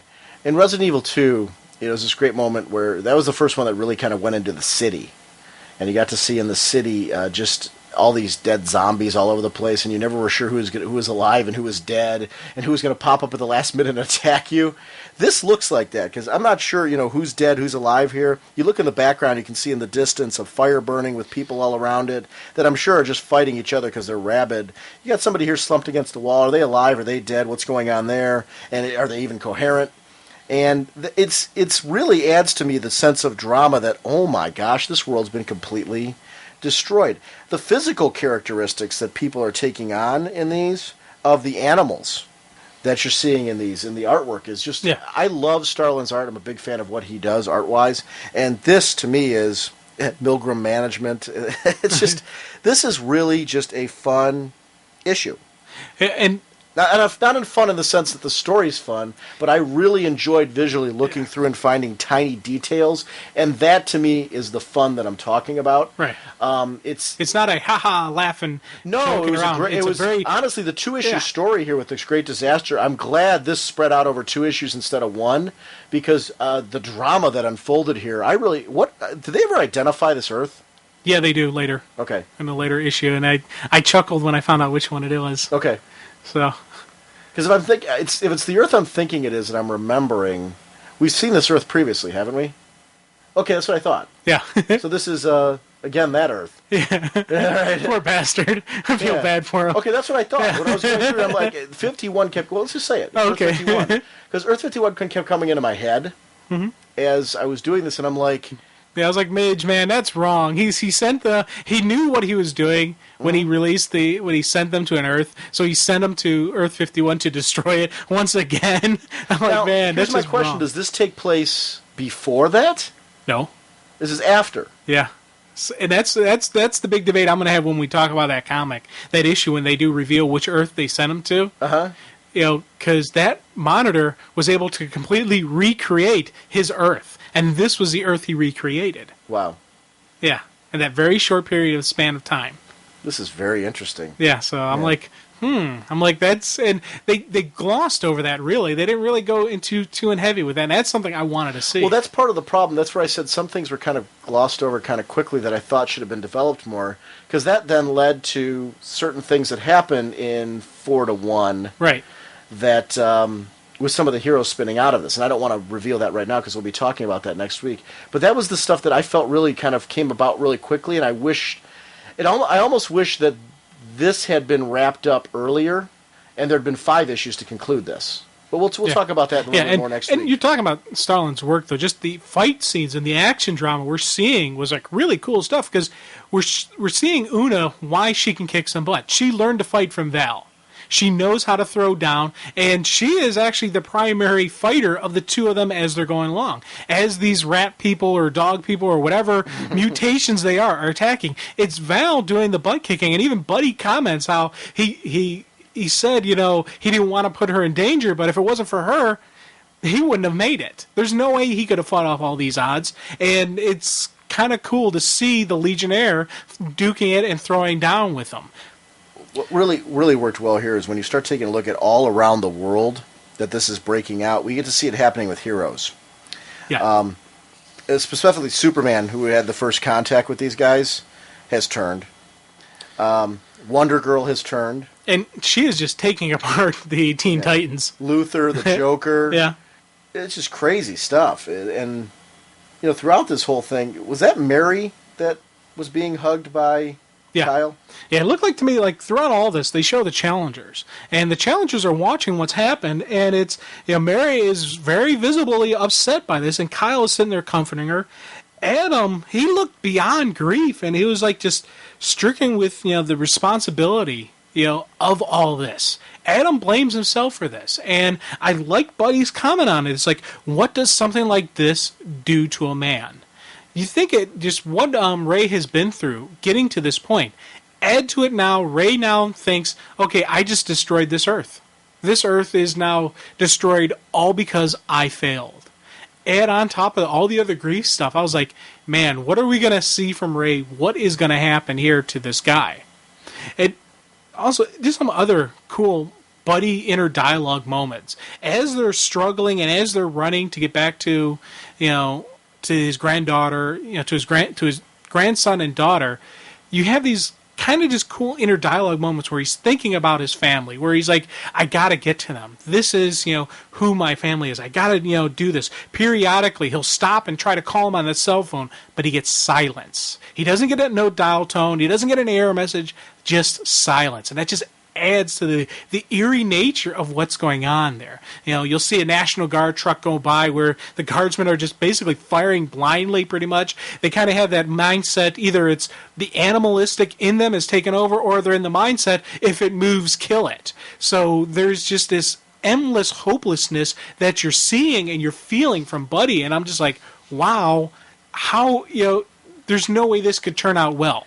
It adds to that, though, because after the moment with the heroes, when you take a look at Buddy and Una as they're going into the apartment, you see him, important moments in his life flash before his eyes. And I'm talking about important moments with his, grandson, with his daughter, her college graduation, her first steps, pushing my grandson on swings, teaching him to swing at golf club.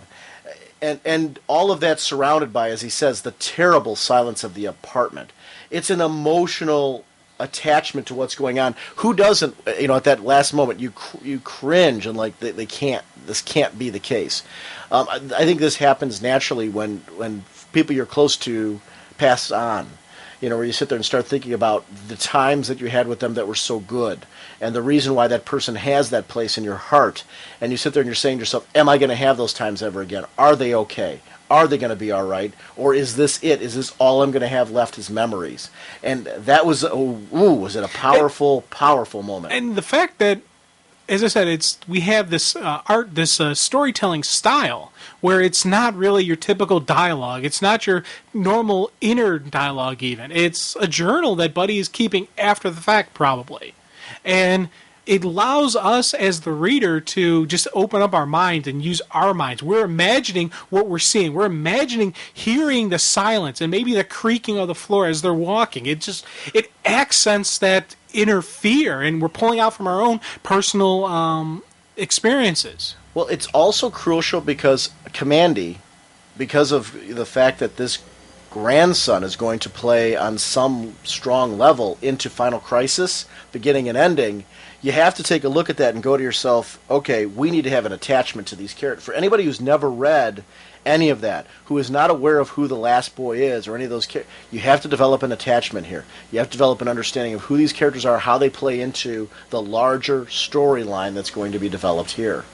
And that's what I really, really like about this, is it's an introduction of a concept for people who both have had it in the past, so that way they can get a refresher, and for people who've never had it before, you are now on board and on the same page and rip-roaring and ready to go for Final Crisis. Yeah.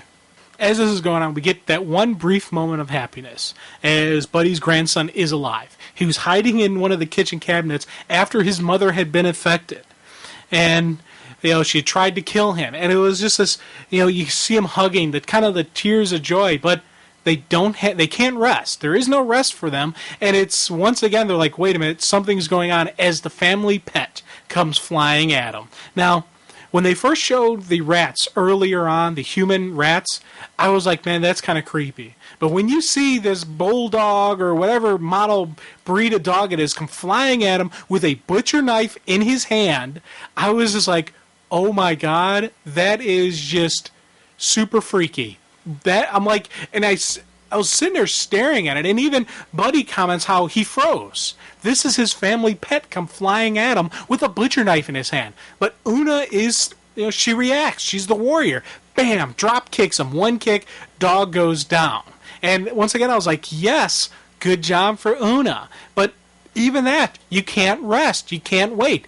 This is the horror, this is the zombie movie type mindset where you got to keep constantly running. You can't stop moving, because as soon as they get done, Una's like, wait a minute, she can hear the scurrying of the rats. And the fact that, once again, this was like a silent movie we were watching, my own mindset started pulling up those images of, the sound effects of the little claws scratching at the stairs, and it was probably just build to a crescendo as you see these hundreds of rats attacking. And Una, being Una, she is the hero. She's taking on like these little. You'd think, oh, a little rat, how much damage can it do? Well, guess what? You're dealing not with just one little rat. You're dealing with hundreds of these things. They're swarming her, and there's more and more coming. But Una isn't going to go down without a fight. Not only that, she's basically, either taunting the rats off of the others, or she is drawing the rats' fire. She is making herself look like the biggest threat, so that's where the pack is going to go, because that's typical pack mentality. Well, you know what she's doing? She's not grabbing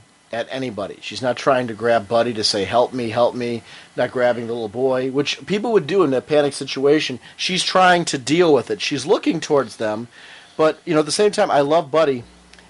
Very honest, very human here. Curse me for being selfish, but all I could do was keep climbing and hope things couldn't get any worse. And then things got worse. Just a great moment because, at this point, he's recognizing I'm being a coward here. But, here we are at this point where now I'm facing my daughter, his mother, with murder in her eyes. I know, and that was just, you think about it, what could be a worse thought for a father than to have to think, okay, I have to get ready to kill my own child. But does he have to? No, because Una is the hero. Una is covered with rats. She's being clawed and chewed and basically being eaten alive. What's she do? She goes after the daughter. She starts fighting with the daughter. She starts throwing down, giving Buddy the opportunity to get away. And I tell you, it was just one of those true heroic moments. Not even that. Not only does she throw down with the daughter, she throws him the Legion flight ring. Yep. Recognizing I'm done for, but they're not. This is a grandfather and a grandson. I have an opportunity here to save them. She tosses him the final sacrifice, the ring. So not only is she thinking of the battle, she's thinking about the people that she can save. Her chance to make it happen, to make it count, to be a hero again. I'm just like, whoa, wow. I was rooting for her to live through that whole thing, which it was funny. Throughout Countdown, admittedly, I was rooting for her to die on a huge level, because I wanted Karate Kid to live. But, I was so rallying in Una's end, and that's a sign of a true hero when they can turn you completely around. And the visuals that I got from that scene were just so amazing, because, I hear words through the screaming and pounding, ring, and mentally controlled. So you can tell she's being eaten alive as she's fighting, as she's doing it, but she still is thinking about it. I was just like, wow, that is just such a cool moment. And that shot when he's carrying his grandson off into the sky, and you see the rats continue to swarm in and cover them. Ooh. Yeah, I know. That was just vicious. They're just pouring out of the door. Yeah, the large bodies stop moving, and the small bodies start feasting. Right. That was just, I'm like, wow. It's that horrific, grim, wonderful story that I was just like, it definitely was a wow moments. Just reading through these issues, just what was going through my head. I often talk about the little sound effects and the motion that going through my head. This kind of gave me chills, especially a lot of some of the close-ups they show of the rats' faces, and I was just like, I'm like, dude, man, come on, this is like, wow. We see the Command D bunker. Yes, and it's funny, I didn't realize that Command D bunker until just this scene. I'm like, well, it's the same. It's the same one that was on our Earth. Yeah. In Battle for Bloodhaven. I didn't catch on until just reading it this time, going, oh my god, okay, Command D, oh, okay, cool. And it's neat. Buddy shows up to this abandoned, bunker where he worked on the Brother Eye project before the JLA shut it down. But it still has the satellite connection, so Buddy is able to watch the rest of the world destroy. And how tough would that be to just sit back and watch your world get destroyed as unwilling politicians start blaming each other. They start dropping nukes all over the place. Brother Eye gets access to Cadmus, and we actually see the Challengers. When the Atom returns and just tells everyone what's going on, it doesn't take them long to realize, hey, this is it. This is done. I understand. Here's one of the scenes that I was like, I understand they're leaving because, there's nothing they can do here, but did they take the Morty virus with them? Were they able to get contained? Were they able to get inoculated? Is What the did the issue that inoculation they needed to work? be inoculated before they had it? Yeah. See, Adam is the only one who I could say wouldn't be carrier of it. Right. But the others, if they got inoculated after, would it have protected them? Because they even made a comments about how the fact that this was such a mutant virus, the inoculation may only last days, maybe even hours. So who knows? It's like, were they still affected? Now, future issues, it doesn't look like they're still affected, but are we going to see this come back in Final Crisis? Hopefully not. Well, I'm wondering if we will start seeing something in Final Crisis, and maybe that'll cause some changes or something. I don't know. Part of me thinks that Morty is done. I think so too. But part of me is like, it's still out there. Right. It's not over yet. We're gonna see something from Morty come back. I like how you refer to it affectionately as Morty. Well, I'm less scared of him when I call him Morty. Are you? Yeah, it's like calling a big It's giant like your shrub friendly virus. Steve. Yeah. Yeah. My first Morty. Yeah. It could be like those. My Morty. My Morty. Mattel has those like plush, oversized little superheroes that. My first Hawkman, my first Batman, my first Superman. We could have my first Morty. Yeah, little sock type looking. Well, because that always bugged me when the initial superhero action figures, they never have a good villain. So there you go. I know. Yeah. Okay.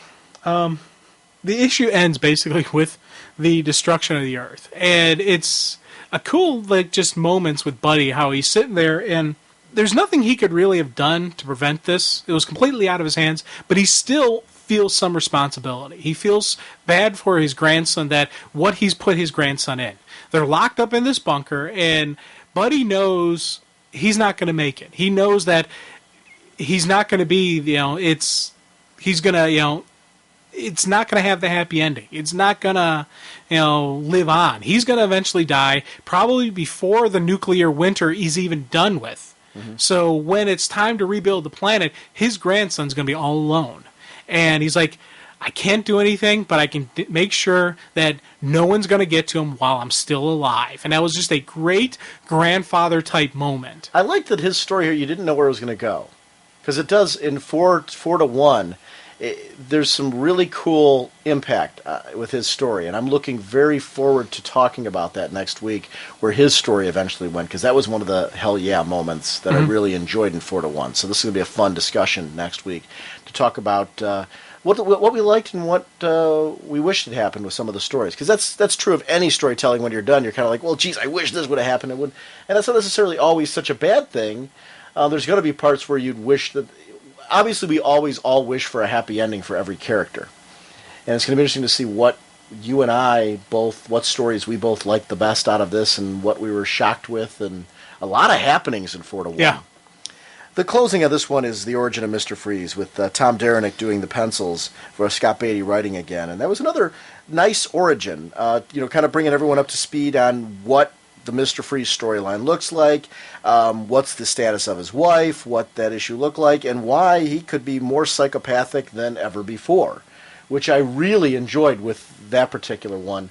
I'm a big fan of the Bat villains. I read all those issues, so I've read that storytelling, but it's cool to see it again. Here's the thing with Mr. Freeze. I always get him confused with the Dini-verse Mr. Freeze. Oh, okay. So I never know which is what I'm reading and whatnot. So I like this one because it really kind of gave me an idea of who the DC continuity Mr. Freeze is. Do you ever get him confused with the Schwarzenegger verse, Mr. Freeze? Never. Never. You know what? I'll be honest here. Okay. Arnold didn't do too bad of a job. I will not. I would say more. Arnold's problem was the script he was given, not his acting ability. Yeah. Granted, and he wasn't even the worst one in the movie. I like kind of that. You're Arnold, right. The dialogue was way too camp. Right. That Arnold version of Mr. Freeze did have some remnants of the Dini-verse for me, because in the end he does help Bruce. He does do the right thing. He is a doctor, and he does help out to save his wife. So I didn't have a biggest problem with Mr. Freeze as I did with Plant Boy. I refuse to call him by his comic name. Bane? That's Plant Boy. Yeah, that's funny. All right. You filthy criminals. All right, Jim, our next episode is going to be Countdown 4-1. We're going to finish up Countdown. We are also going to be doing our top bullets from April. Actually, it's our May top bullets, but it's the books from April. If you haven't had a chance, remember that senseiofwhatnot@gmail.com. Send in your top bullets because we want to hear what you guys had to say. Also, as we talk about Jim, I want to remind everyone about the Hero Initiative. That's www.heroinitiative.org or call 310-909-7809. There's a handy-dandy donation link on ragingbullets.com. We still have T-shirts. Joseph Luciano, Legion Star from the forum. I still want to call him Star Legion Brainy. I think that was his old name on the forum. But Joseph Luciano, Legion Star on the forum, was kind enough to make these T-shirts. I already had a couple of listeners who have requested them. I did get your emails, so don't panic. It's just when Jim and I have been doing prep for the show and getting the show ready, I will be responding to you this week to get those out, and I did set them aside from you. T-shirts are $10. All proceeds go to Hero Initiative. They don't go to us in any way, shape, or form. They all go to Hero Initiative. We have some medium, large, and extra large left. So it's definitely something if... remember, it's basically like you're donating $10 to Hero Initiative and you're getting a shirt. That's really what the deal is. And you're getting a cool shirt, too. It's a cool shirt. I do like the shirt. I wear really mine. Like it. Hey, I wear mine. Yeah. I'm not wearing it now, but I do wear mine. No, he does a really nice job in creating them. One of the nice things is he and I talked about, he wants to set up a section on the website for Raging Bullets shirts that he's going to make interactively with listeners, where you have people vote on the shirt design and things like that to try and make some cool shirts for Raging Bullets that people can wear to cons or wherever to advertise their podcast, but at the same time, ones that people want to be involved in the making of. So please support Hero Initiative with our T-shirts. And that's, remember to send an email to Dr. Norge on the forum or to ragingbullets@gmail.com if you're interested in a T-shirt. Want to shout out our sponsors, dcbservice.com and instocktrades.com. Don't forget Batgirl #1. There's a special discount on that. It's half off. It's Adam Beecham's series. Basically telling us a little bit more and getting into where Batgirl's at status quo-wise right now. Regularly $2.99, only $1.49. Gotham Central hardcover volume 1, In the Line of Fire. The first 10 issues of the Greg Rucka and Ed Brubaker with Michael Lark on the art. Basically, it's regularly $29.99, only $14.99 with the 50% discount. I'm eyeing that. I am eyeing that one. I have the trade, and I'm thinking to myself, boy, the first 10 issues in hardcover, that's going to look really nice, and the art is really sharp by Michael Lark on that one. I got to admit, I'm eyeing that as another purchase and might be throwing up my trade on eBay. I'm thinking. I don't know. I've got to work that one out. Detective Comics 846, Paul Dini. It's part 1 of a 5-part story, The Return of Hush, that actually ties into Batman Rip. So make sure to check that one out. Again, that's another one, $2.99 regularly, 50% off, only $1.49. Each week I'm going to be doing ads that kind of focus on a different area of the DC Universe, so that way people can kind of hear some of the deals that they're running this month for people who are interested in purchasing from dcbservice.com. And I figured I'd do a Batman theme one first, and then we'll do kind of one with a mixture next week maybe, and kind of go from there. But there's some interesting things they have going. But whatever your shipping preferences, bag and boarding preferences, DCBS accommodates your collecting needs. And don't forget InStockTrades.com. I mentioned at the beginning I geeked out over Batman Illustrated by Neil Adams, the Volume 1 hardcover. Regularly $49.95, only $31.47. They have all 3 volumes. You're thinking about it, aren't you? Oh, dude, man, big time. I'm going, dang it. What I do now is I do a monthly trade purchase. Mm-hmm. So I have a list of stuff I'm going to buy. So I buy a couple trades, and I'm trying to not do it every week, right, like I've been doing in the past. So I just have and this now is getting thrown in my list. The art's all been remastered, though. So people that are fans of that, I can't recommend those 3 volumes enough. They are really, really good-looking volumes. So I was very pleased to see them there. So I'm like, well, that's kind of a nice, interesting little thing that we haven't been able to talk much about. Legion of Superheroes, An Eye for an Eye is a segment we're doing in May on episode 116 or 117 with contest winner Darth Kramer, regularly $17.99, only $11.69, with InStockTrade.com's amazing discounts. So check it out, buy your copy, and be a part of our discussion, because we definitely want you to be a part of it. It's a big... Legion's hot right now. So we're going to take a look at the 1984 series, which is collected in that volume. It's the initial opening arc of that one, and be a fun one. And you're Legion happy at the moment. Yes, so that'll be I am. So fun one. So anyway, we will see you next week. Bye. I love that. You just like pause. Like you forgot what to say. Well, it's the dramatic pause. We need, that. Yeah, but I take out the pauses. Oh, well, so it's not that's gonna be just very a waste of time then. I put these pauses in intentionally. So it's kind of a non-dramatic pause because there's no pause. But that's why I put these things in there, just to add that accent. the drama, It's that, the build-up? Yeah, anybody can just say bye, but it's got to be that right moment. The build-up, the intensity. Yeah. Yes. Really. It's not just a bye, it's bye. That one I did on purpose. Wow. Wow. All right, we'll see you next week. Bye.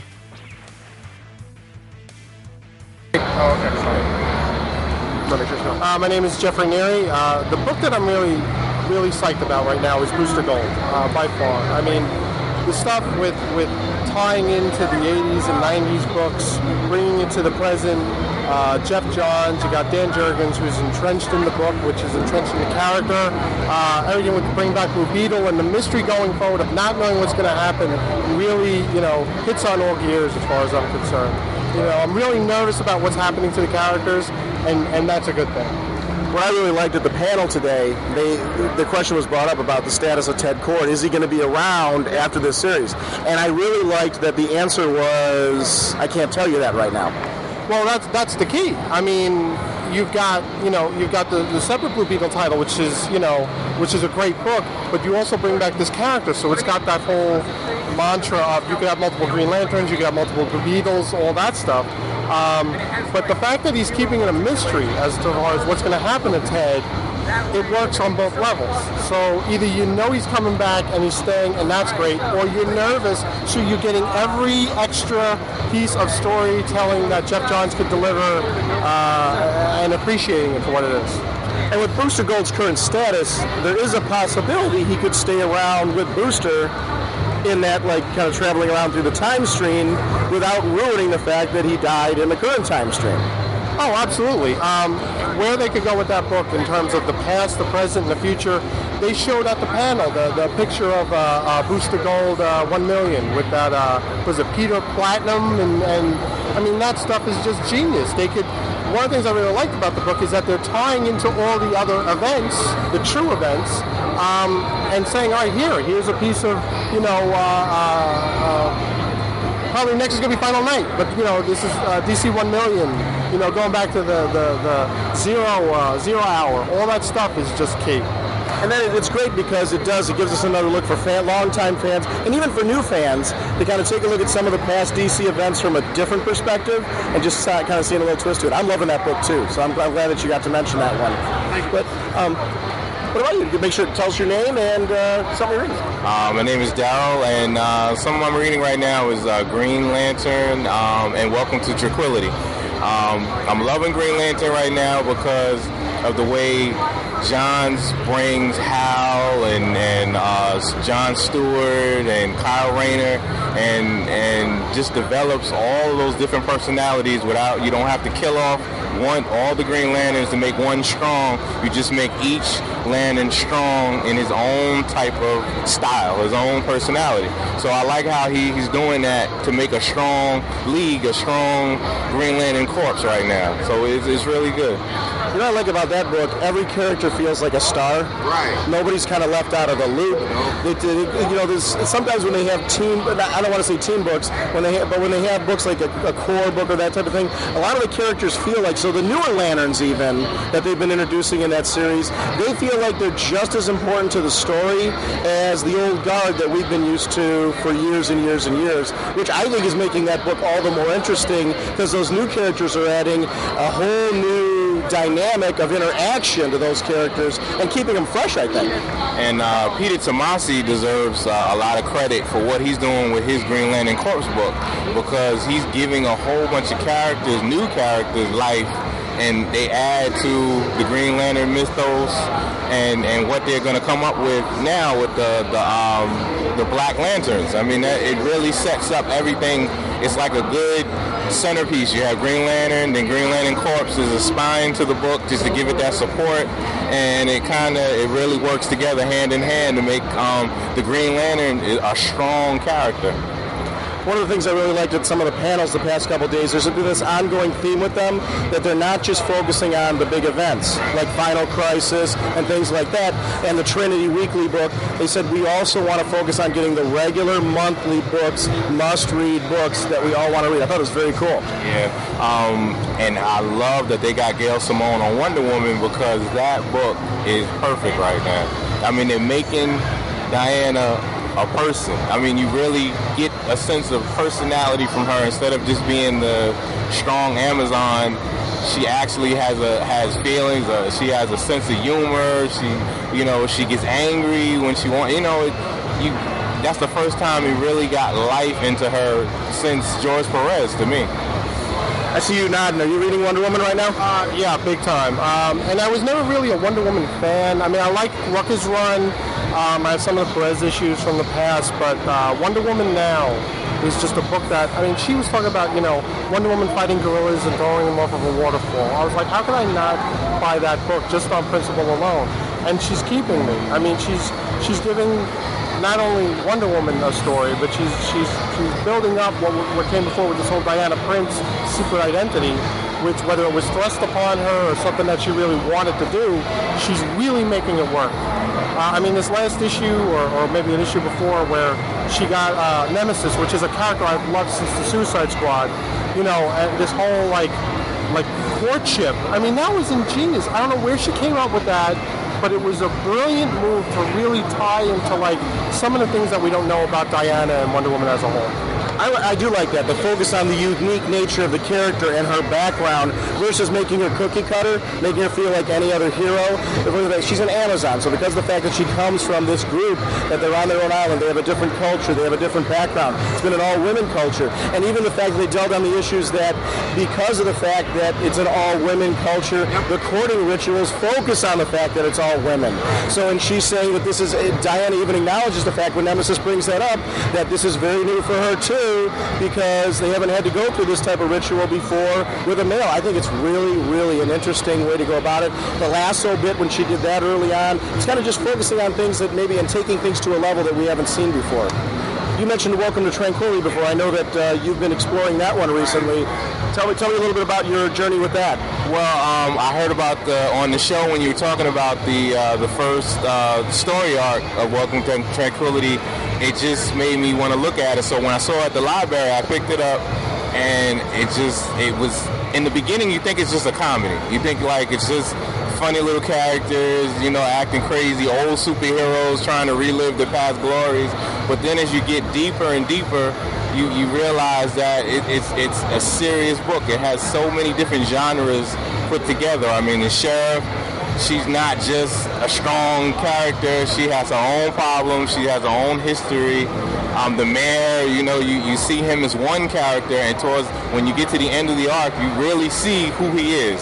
And some of the other characters, the one that's the pilot, the older character in the beginning, she kept crashing the plane. Minxie Millens? Right. She became a hero at the end. She really did her last good deed for the town, and you clapped. I rooted for her when she did that, and then you had the one that wanted to try to remember his words to become powerful again. He was like a Captain Marvel.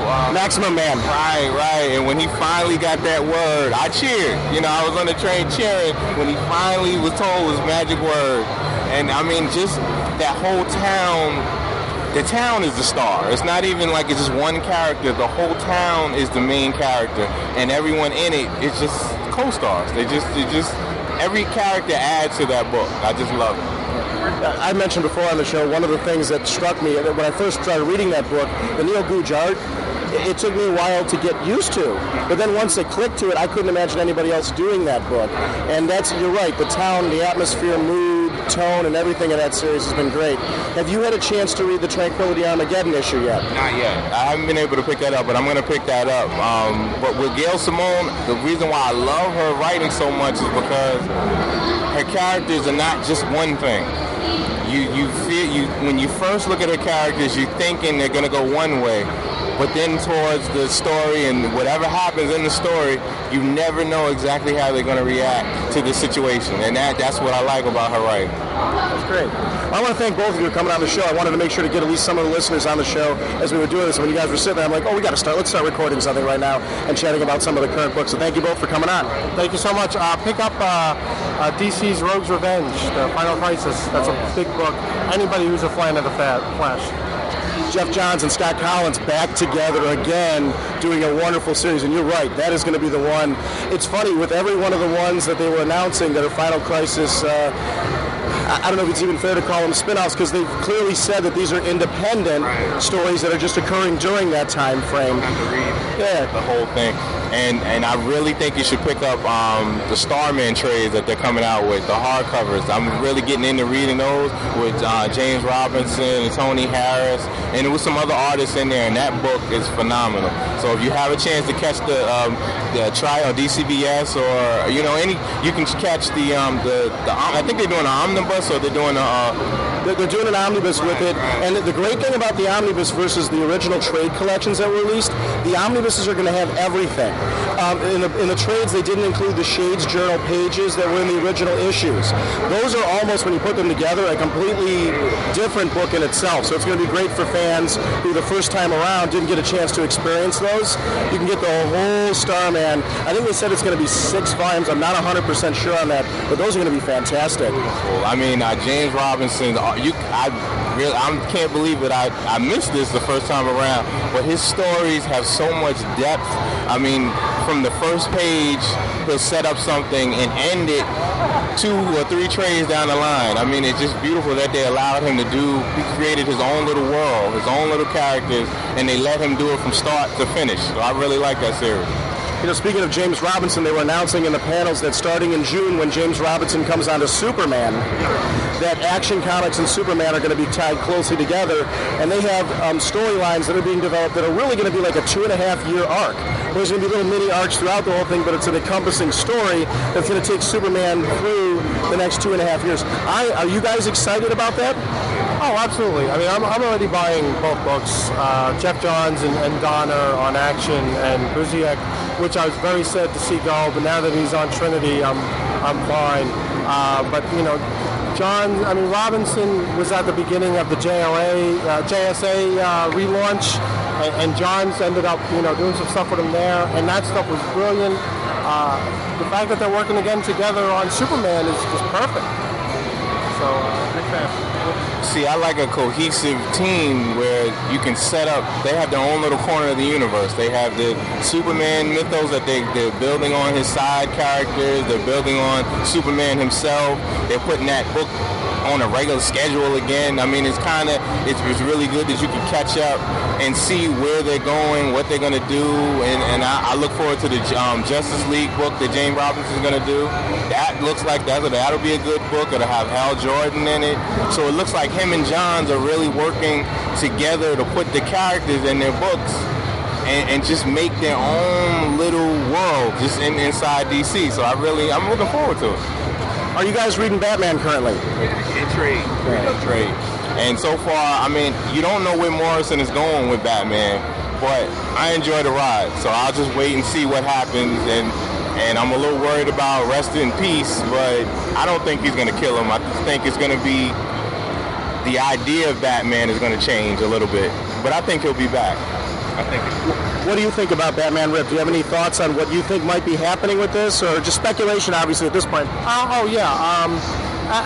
its core, I think that they're going to allow Bruce Wayne to live a normal life for a short amount of time and give the Batman mantle to either Jason, to Dick, to even Tim, even maybe all 3. Who knows? Because those buttons that they're giving out at the panel is I am Batman with Jason Todd, I am Batman with Dick Grayson. So I think that he's going to take a back seat and kind of do a Batman Beyond, where he's not unable to wear the costume, but he's just saying, all right, I need to take a breather for myself, for my own sanity, so he can come back refreshed and renewed. But with Morrison, I don't know. I mean, the first issue could be Batman dead, and somehow some spirit resurrects him by the end of the year's time. So it's really interesting, and you make an interesting point, because I have to wonder myself, are they going to have multiple? I didn't think about the multiple Batman line that you were talking about, or maybe he couldn't be replaced by just one. So that'd be an interesting thread as well. I want to once again thank both of you for coming on and doing this, because it's great to get your guys' perspective on what's currently going on in some of the news at this con. And thank you guys for listening to the show, because it really, if it isn't for you guys being a part of what we do, there would be no reason to do this. So thank you very much for your support of us for the last couple of years. Obviously, been doing this. Yeah, as I said when I met you, I was very nervous coming in because there's so much negativity on the internet. You talk about eventitis, but you guys really talk about what you enjoy, and that's what brings me back every week. Not that you can't say things that you don't like, but at the end of the day, you're comic book fans, and you're talking about the books that you love and the books that you enjoy. And that's a good point. It's okay to voice your opinions. If you don't like something, it's fine. Do all that. But it is, that's what we do. We're about, being our fans and everything like that. I don't have any problem with negative comments either at that point, but when it's the whole thing, that's where it bugs me too. So it's great. Thank you again for, especially your recent post about Welcome to Tranquility. I was geeking out. Yeah, I just love the show. I thank you for doing it. And you guys are just two guys just discussing comics, what you like, what you don't like. And that's what comes across every episode, and that's what I enjoy. Well, thank you guys both. That was really great. Gotcha, okay. My name's Rob Schaefer. Shaman Rob on the forums, but I don't post that much. But talk about library binding. And what I did is I took all the issues of my favorite series from the 70s, The Joker, 1 through 9, and I made a collection of those. And all the appearances with Brave and the Bold, with the Joker in it, and DC Comics Presents, and Justice League. Made a nice Joker collection. So far I got Jerry Robinson's autograph on it, so that was a real awesome thing to do. What I really like about library binding is you have the opportunity and flexibility to make a collection that totally fits what you want to do with your comics, which is great. You took all the Joker stuff, you put it together, and made a very personal collection. Now you're making it a really cool keepsake, because you've got all the covers in there, but now the signature from Jerry Robinson, you've got just like a really nice collection there. What made you choose the Joker one? Is this your first library binding?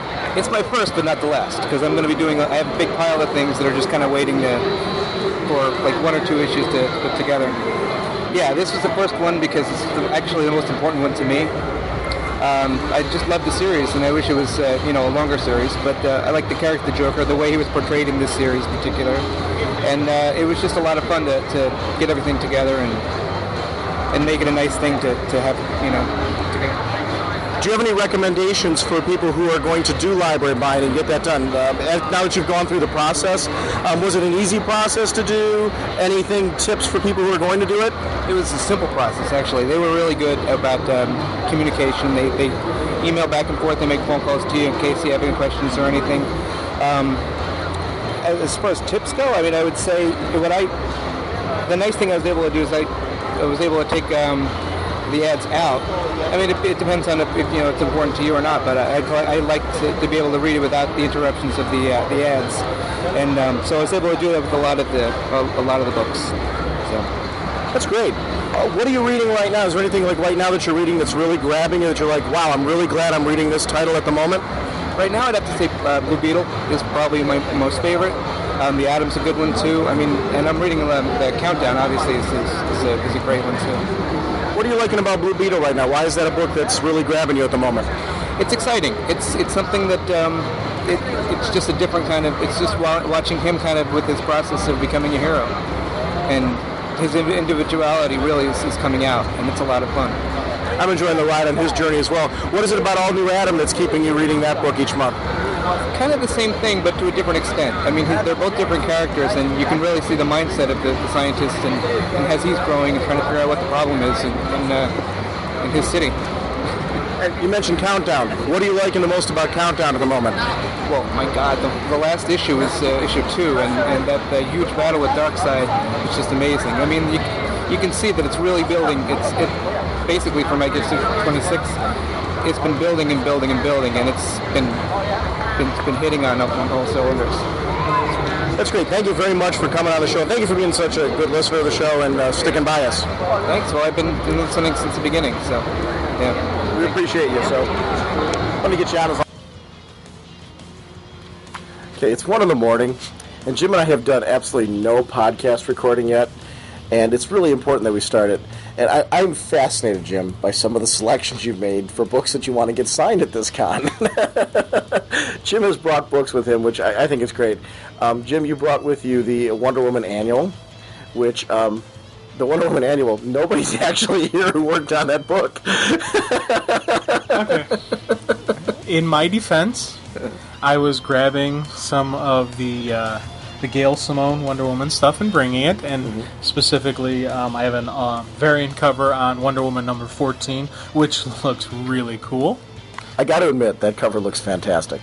Now, the way I had this positioned in my stack, I didn't have it with the regular number 14, because that 14 was like, with 15, 13, yada, that kind of stuff. It was set separately because this will become a signed book where I'll eventually get everyone's signature on it.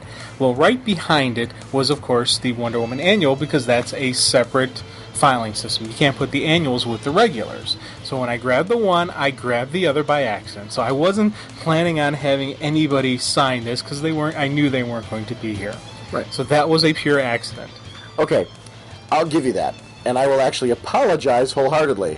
Which brings me, of course, to your Justice League that's in Italian. Okay. This one, I was stupid. I admit it.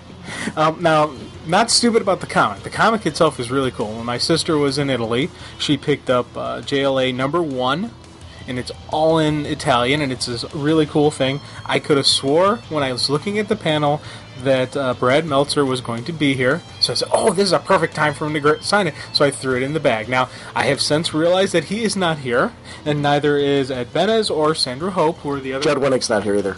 I didn't bring any Judd Winnick stuff for him to sign. I don't think I did. No, I didn't. I'll stand behind that statement that I didn't bring anything for Judd Winnick to sign. Are you sure? Yes. Okay. But, yes. You're going through your stack just to check, just to make sure? I want to see. Okay, I got... They're here. Art and Franco? You got that? Art and Franco actually signed this, so this is awesome. Yes. Why have I got such a brain freeze with him? I keep calling him Franco. Yeah. I'm on that kick. It's Franco. Franco. The wonderful creators of Tiny Titans, which, one more time, I cannot rave about that book enough if you're not picking it up and looking for something fun. Uncle Sam and the Freedom Fighters Jim has, which Jimmy Palmiotti's here. And they actually have a new book, which we're going to be talking about when we do our commentary on the DC Nation panel. They got a new book. Well, let's talk about it right now. Justin Gray, Jimmy Palmiotti, Amanda Conner, Power Girl, yay!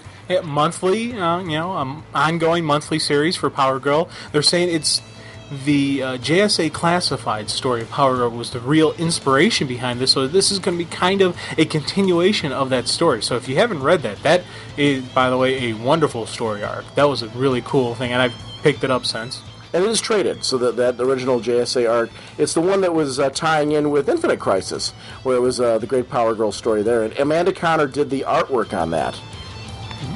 So let's see, I also have Justice. Alex Ross. Is Alex Ross here? I'm pretty sure he's here. I hope he's here. I don't think Alex Ross is here. I don't remember seeing that.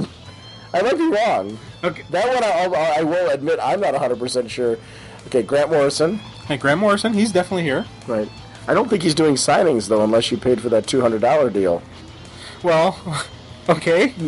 Hey, okay, probably not. So I probably won't get it signed, but I have it here, and he was a person here, so that's covered. Let me ask you this. It's interesting. When comic conventions offer those premium signings, where they're guaranteeing a certain amount of time with the creator and a certain amount of signings, what do you think of that type of thing, where they're offering like a premium for that? I don't know if the money's going towards something, or if it's just for the creator or anything like that. What do you think about that kind of thing? Well, I like it. With when we go to Chicago, we pick up the VIP passes where we get that included with the package. So, it's actually a nice little thing where you can guarantee you're going to get some FaceTime, you're going to get your stuff signed, and basically all I really wanted to do was just I wanted to get a chance just to tell them how much I really loved We 3, because that's what I brought.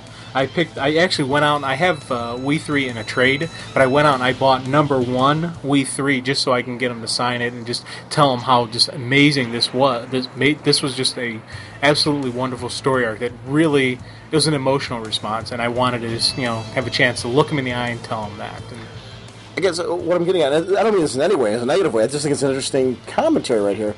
Would you pay $200 for some creators? And let's not qualify it with names or anything. Are there people that you would pay $200 to get some FaceTime with, to get a book signed and to get some FaceTime? 200 probably not, but if it was 200 included with a massive package where it wasn't just one creator, it was multiple creators, it was a early entrance, it was the the little extra the swag, the extra swag and stuff like that, I would, and I have. What if it's like a limited signing, though, where it's only going to be a certain number of people that are going to be there? You're probably going to get to the creator a little bit faster than, say, some of the longer lines. Is that something that interests you, or are you still in that same place?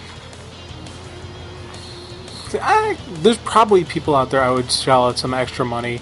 If it's just for signings, I probably wouldn't drop like 200, but I would drop 50, easily. I could say myself saying, I could do 50 for some FaceTime. I think it's interesting that they offer it.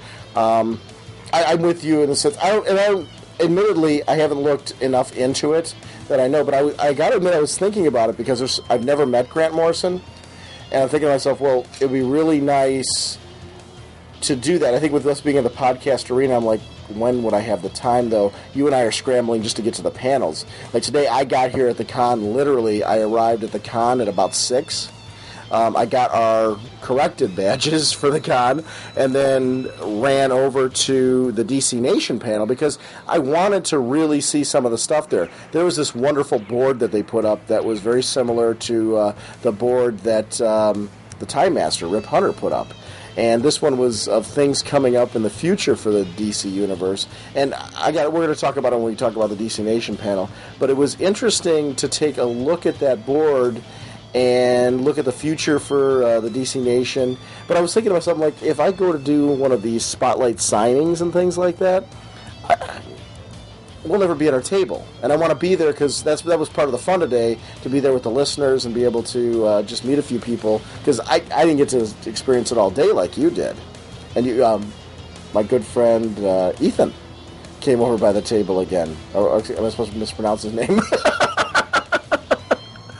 And I missed him, so I'm hoping they stop by tomorrow, because I would love to talk to him again and do a follow-up. That's one of our listeners' sons. That was awesome.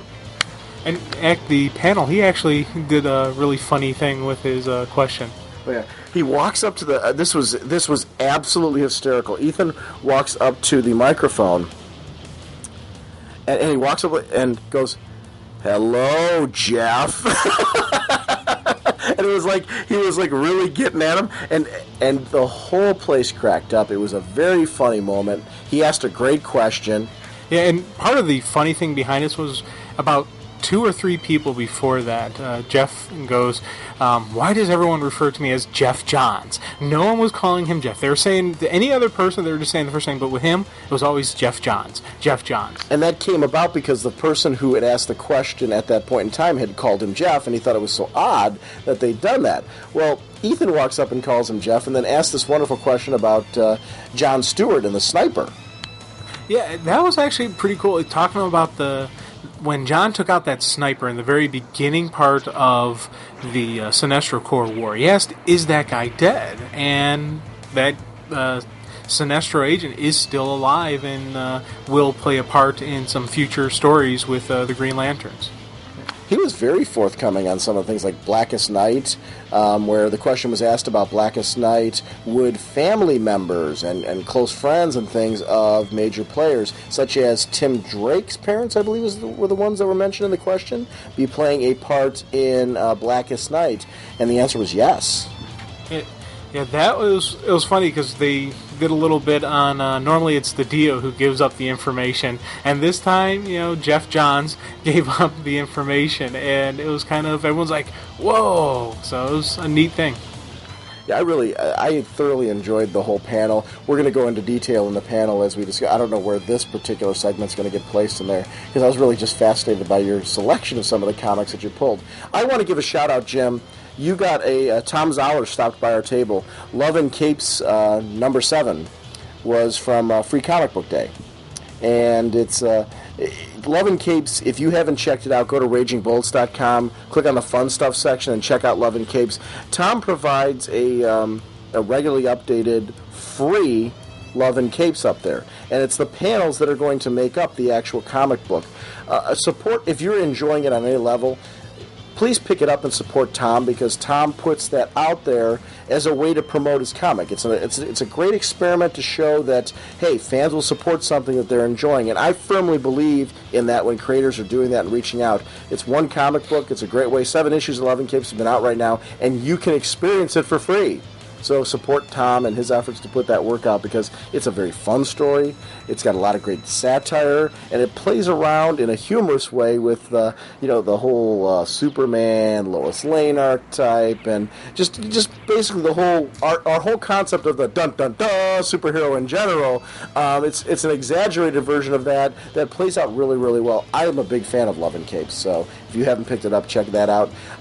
Tom's site, he has this other book called Raider, which I'm a big fan of. It's kind of a spy thriller kind of thing that's going on there. Raider's another great book of time. I don't think you've read Raider yet, have you?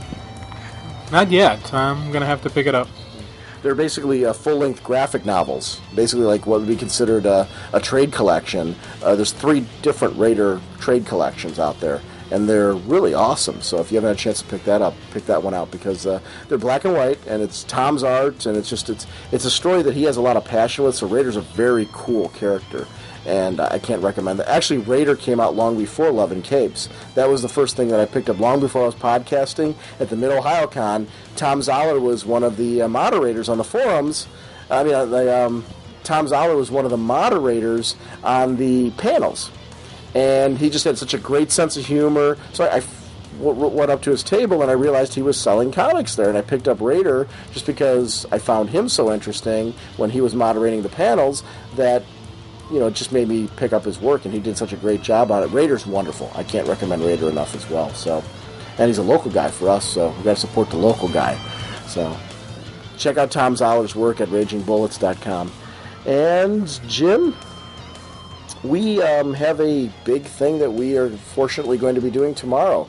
Gail Simone was kind enough. She's been such a wonderful supporter of the show, and just not just our show, podcasts in general. And that's one of the nice things about when creators now. There's a lot of creators who are starting to notice podcasts and basically to give us all some of their time and thank us for our support of them. She gave us probably what I consider one of the nicest compliments anyone could give us. She sent me an email and asked Jim and myself to moderate her panel, and they're doing a spotlight panel on Gail Simone on Saturday night, and Jim and I were asked to moderate it. I was completely speechless, because she asked us in such a way that it was an imposition on us, and I'm just kind of like, an imposition? This is probably the nicest thing anybody's ever trusted me to do, asked us to do, and I was so incredibly flattered from that. And it really is, I think it's something that just shows that creators are starting to recognize podcasts as fandom coming together and embracing their work. And I really think that's very cool that she took that step and gave us as fans the opportunity to do this. I'm nervous about it, and I'm excited about it at the same time, just because it's different than what Jim and I do on the show. On the show, it's a lot of, Jim and I are talking lots, and that's, people expect to hear our commentary. They expect to hear the creator's commentary. In this case, you and I need to rein it in, but at the same time, deliver the same kinds of questions we would on our show that would generate content. So it's going to be an interesting dynamic for us. It's a new territory. How are you feeling about tomorrow? Well, when you first told me, I had a hard time breathing. I was kind of like, having those anxiety attacks where you're just sitting there going, breathe, Jim, breathe, breathe. I'm like, and then after I was done breathing, and I threw up a couple times, just, the nerves of initial, and this is even before coming here, and, and now I'm just pretty much... This is an exaggeration, right? Oh, okay, sure. It's an exaggeration. the panic attacks weren't. Those were legit. I didn't actually throw up. I was sitting there, and after I hung up the phone with you, and when you initially told me, I was still going, "Oh my god!" Yeah, and it was. I told my folks, and I was just like, they're like, "Wow!" I'm like, "Yeah," and it was a very interesting couple of moments, and I'm still right now. Yeah, I'm more nervous. I don't mind if I look like a complete idiot because I do that often. I want to make sure that she is reflected in just the light that she should be, and it's I'm like, I don't want to mess this up. I don't want to do anything that would make her look bad or anything like that, and that's what I'm worried about right now. Well, if we look bad ourselves, though, that's good because she couldn't look worse than us. So in that case, that's great. It's one of the nice things, though, because we actually brought with us a great sampling of her work to go through and look over to get question ideas and just kind of go the focus of, because I want to, obviously we can use some things that we've done on the show previously and modify the questions a little bit, but I also don't want to do a regurgitation of things we've done on the show. It kind of seems too simple to me. Plus, we have an opportunity now to talk about some of her work outside of DC as well, because it's a spotlight on our career panel. So I pulled out that Sexy Chicks anthology that she mentioned on her show. I actually picked that up and I read that story today, which gave me a question idea. I got Killer Princesses here, which I'm going to go through and read that. You brought Rose and Thorn, which I have not read. I should have brought, I didn't even think of it, JLA Classified, The Hypothetical Woman. If the trade's on the floor, I was planning on buying it anyway. I'll buy it so you can go ahead and look through it and check that story out. But it features the artwork of Jose Luis Garcia Lopez, and it's really an interesting story.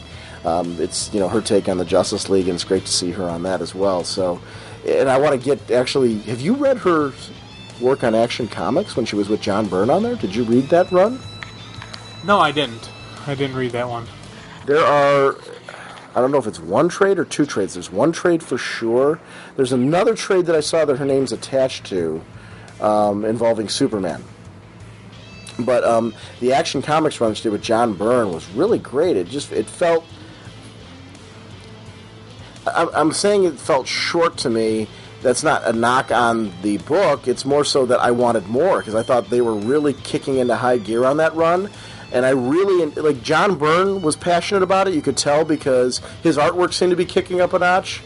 I've always liked John Byrne's art, but it was for a while he wasn't an artist that had been clicking with me again. And all of a sudden I read this and I'm like, boy, is he really excited to be doing this. And you saw it in his art. It was around the time he was doing Blood of the Demon.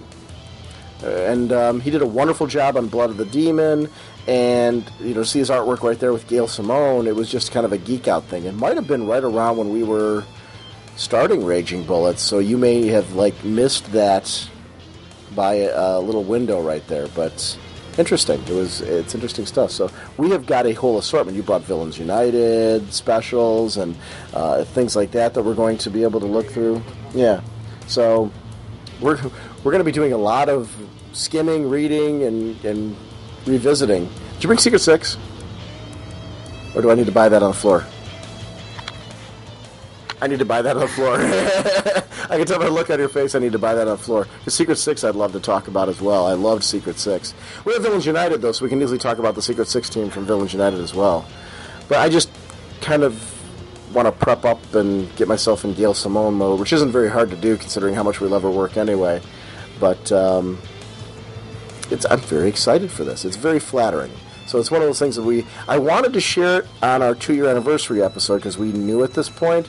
But we also, when we responded to her, I realized the fact that she works for a major comic publisher and maybe they had their own ideas on who they wanted to do it. So we left kind of an out, just saying, if you want to do that, because I just thought being asked was incredibly flattering. It's a very proud moment for us that she did that. And again, it's something that we owe the community and we owe her for, and it's just kind of a neat little bonus treat that we got that made the con kind of fun. But I want to give a shout out to some of our fellow podcasters that we hung out with tonight. It's Friday night at this point. After we left the con, we went with Ian Levenstein of Comic Timing, Raph from Geeks Unite, and we had Amy and Denise from Birds of Geek, and their boyfriends were with us, and we just had a wonderful time. We went out and we had some sushi. it was just a very interesting evening, and we got to go out there. You and I were both dead to the world, so I felt bad. I felt like we weren't conversational enough with everybody, and if anybody that was with us, I had worked the whole day and gotten up at 5 in the morning because I had to do a little bit of quick packing before we left here, and by the time we got to dinner, I was like... It was funny, we got back to the hotel and we were like, geez, we should probably just get something quick and go to sleep. But then I'm like, I don't want to be antisocial, so I want to chat with everybody. And Amy from Birds of Geek and her boyfriend had come in from England. So to be able to chat with them and to have a good time. So I'm glad we went out and it wound up being a great evening. But I'm dead to the world right now. And we're recording. Yeah, I know. I noticed that. We're really tired and...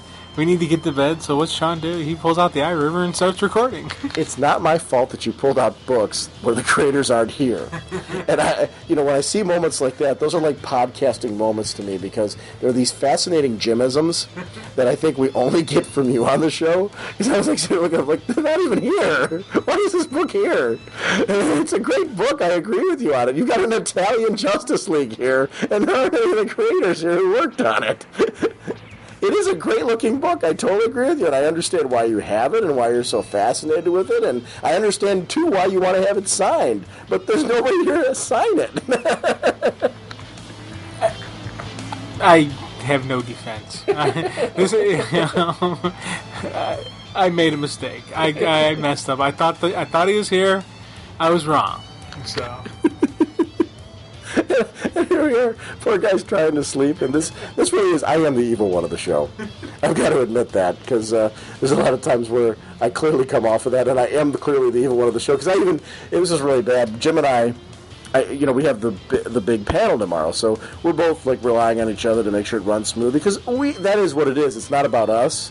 And that's the difference. When we do our podcast, Jim and I can gab, till we're blue in the face and make sure that we give our guests time to gab, too. We're very comfortable with that format. But in this particular case, we've really got to be conscious about Gail, making sure that we portray her in a positive light, and do all that. Well, I called you up on the phone when I got here, and I tried to pretend like I was still in Cleveland. Did you believe it at all? Not at all. I even, before leaving, I told my folks, I'm like, Sean's going to call me up and say he got stranded or he's got rerouted or he missed his flight. He's going to tell me something, And so the whole time when you're sitting there telling me, I'm like, and I'm talking to you on the phone and I'm looking because I figured you were already in the con and you were just like trying to get... So when you didn't see me, you didn't think at any point in time that I might actually be genuinely not there? No, when I didn't see you, I said, okay, where the hell are you? I know you didn't do this because if you had, I would kill you. And you know this. I would gut you, and, I would wear you like a pelt. We have this theme going on the last couple of episodes of us being killed and turned into clothing. But anyway, we're going to sign off for tonight. Some of this material obviously is going to wind up end of the show blooper reel material, but... fascinating musings in the middle of the night that only we can do when we're at a con. So, off we go.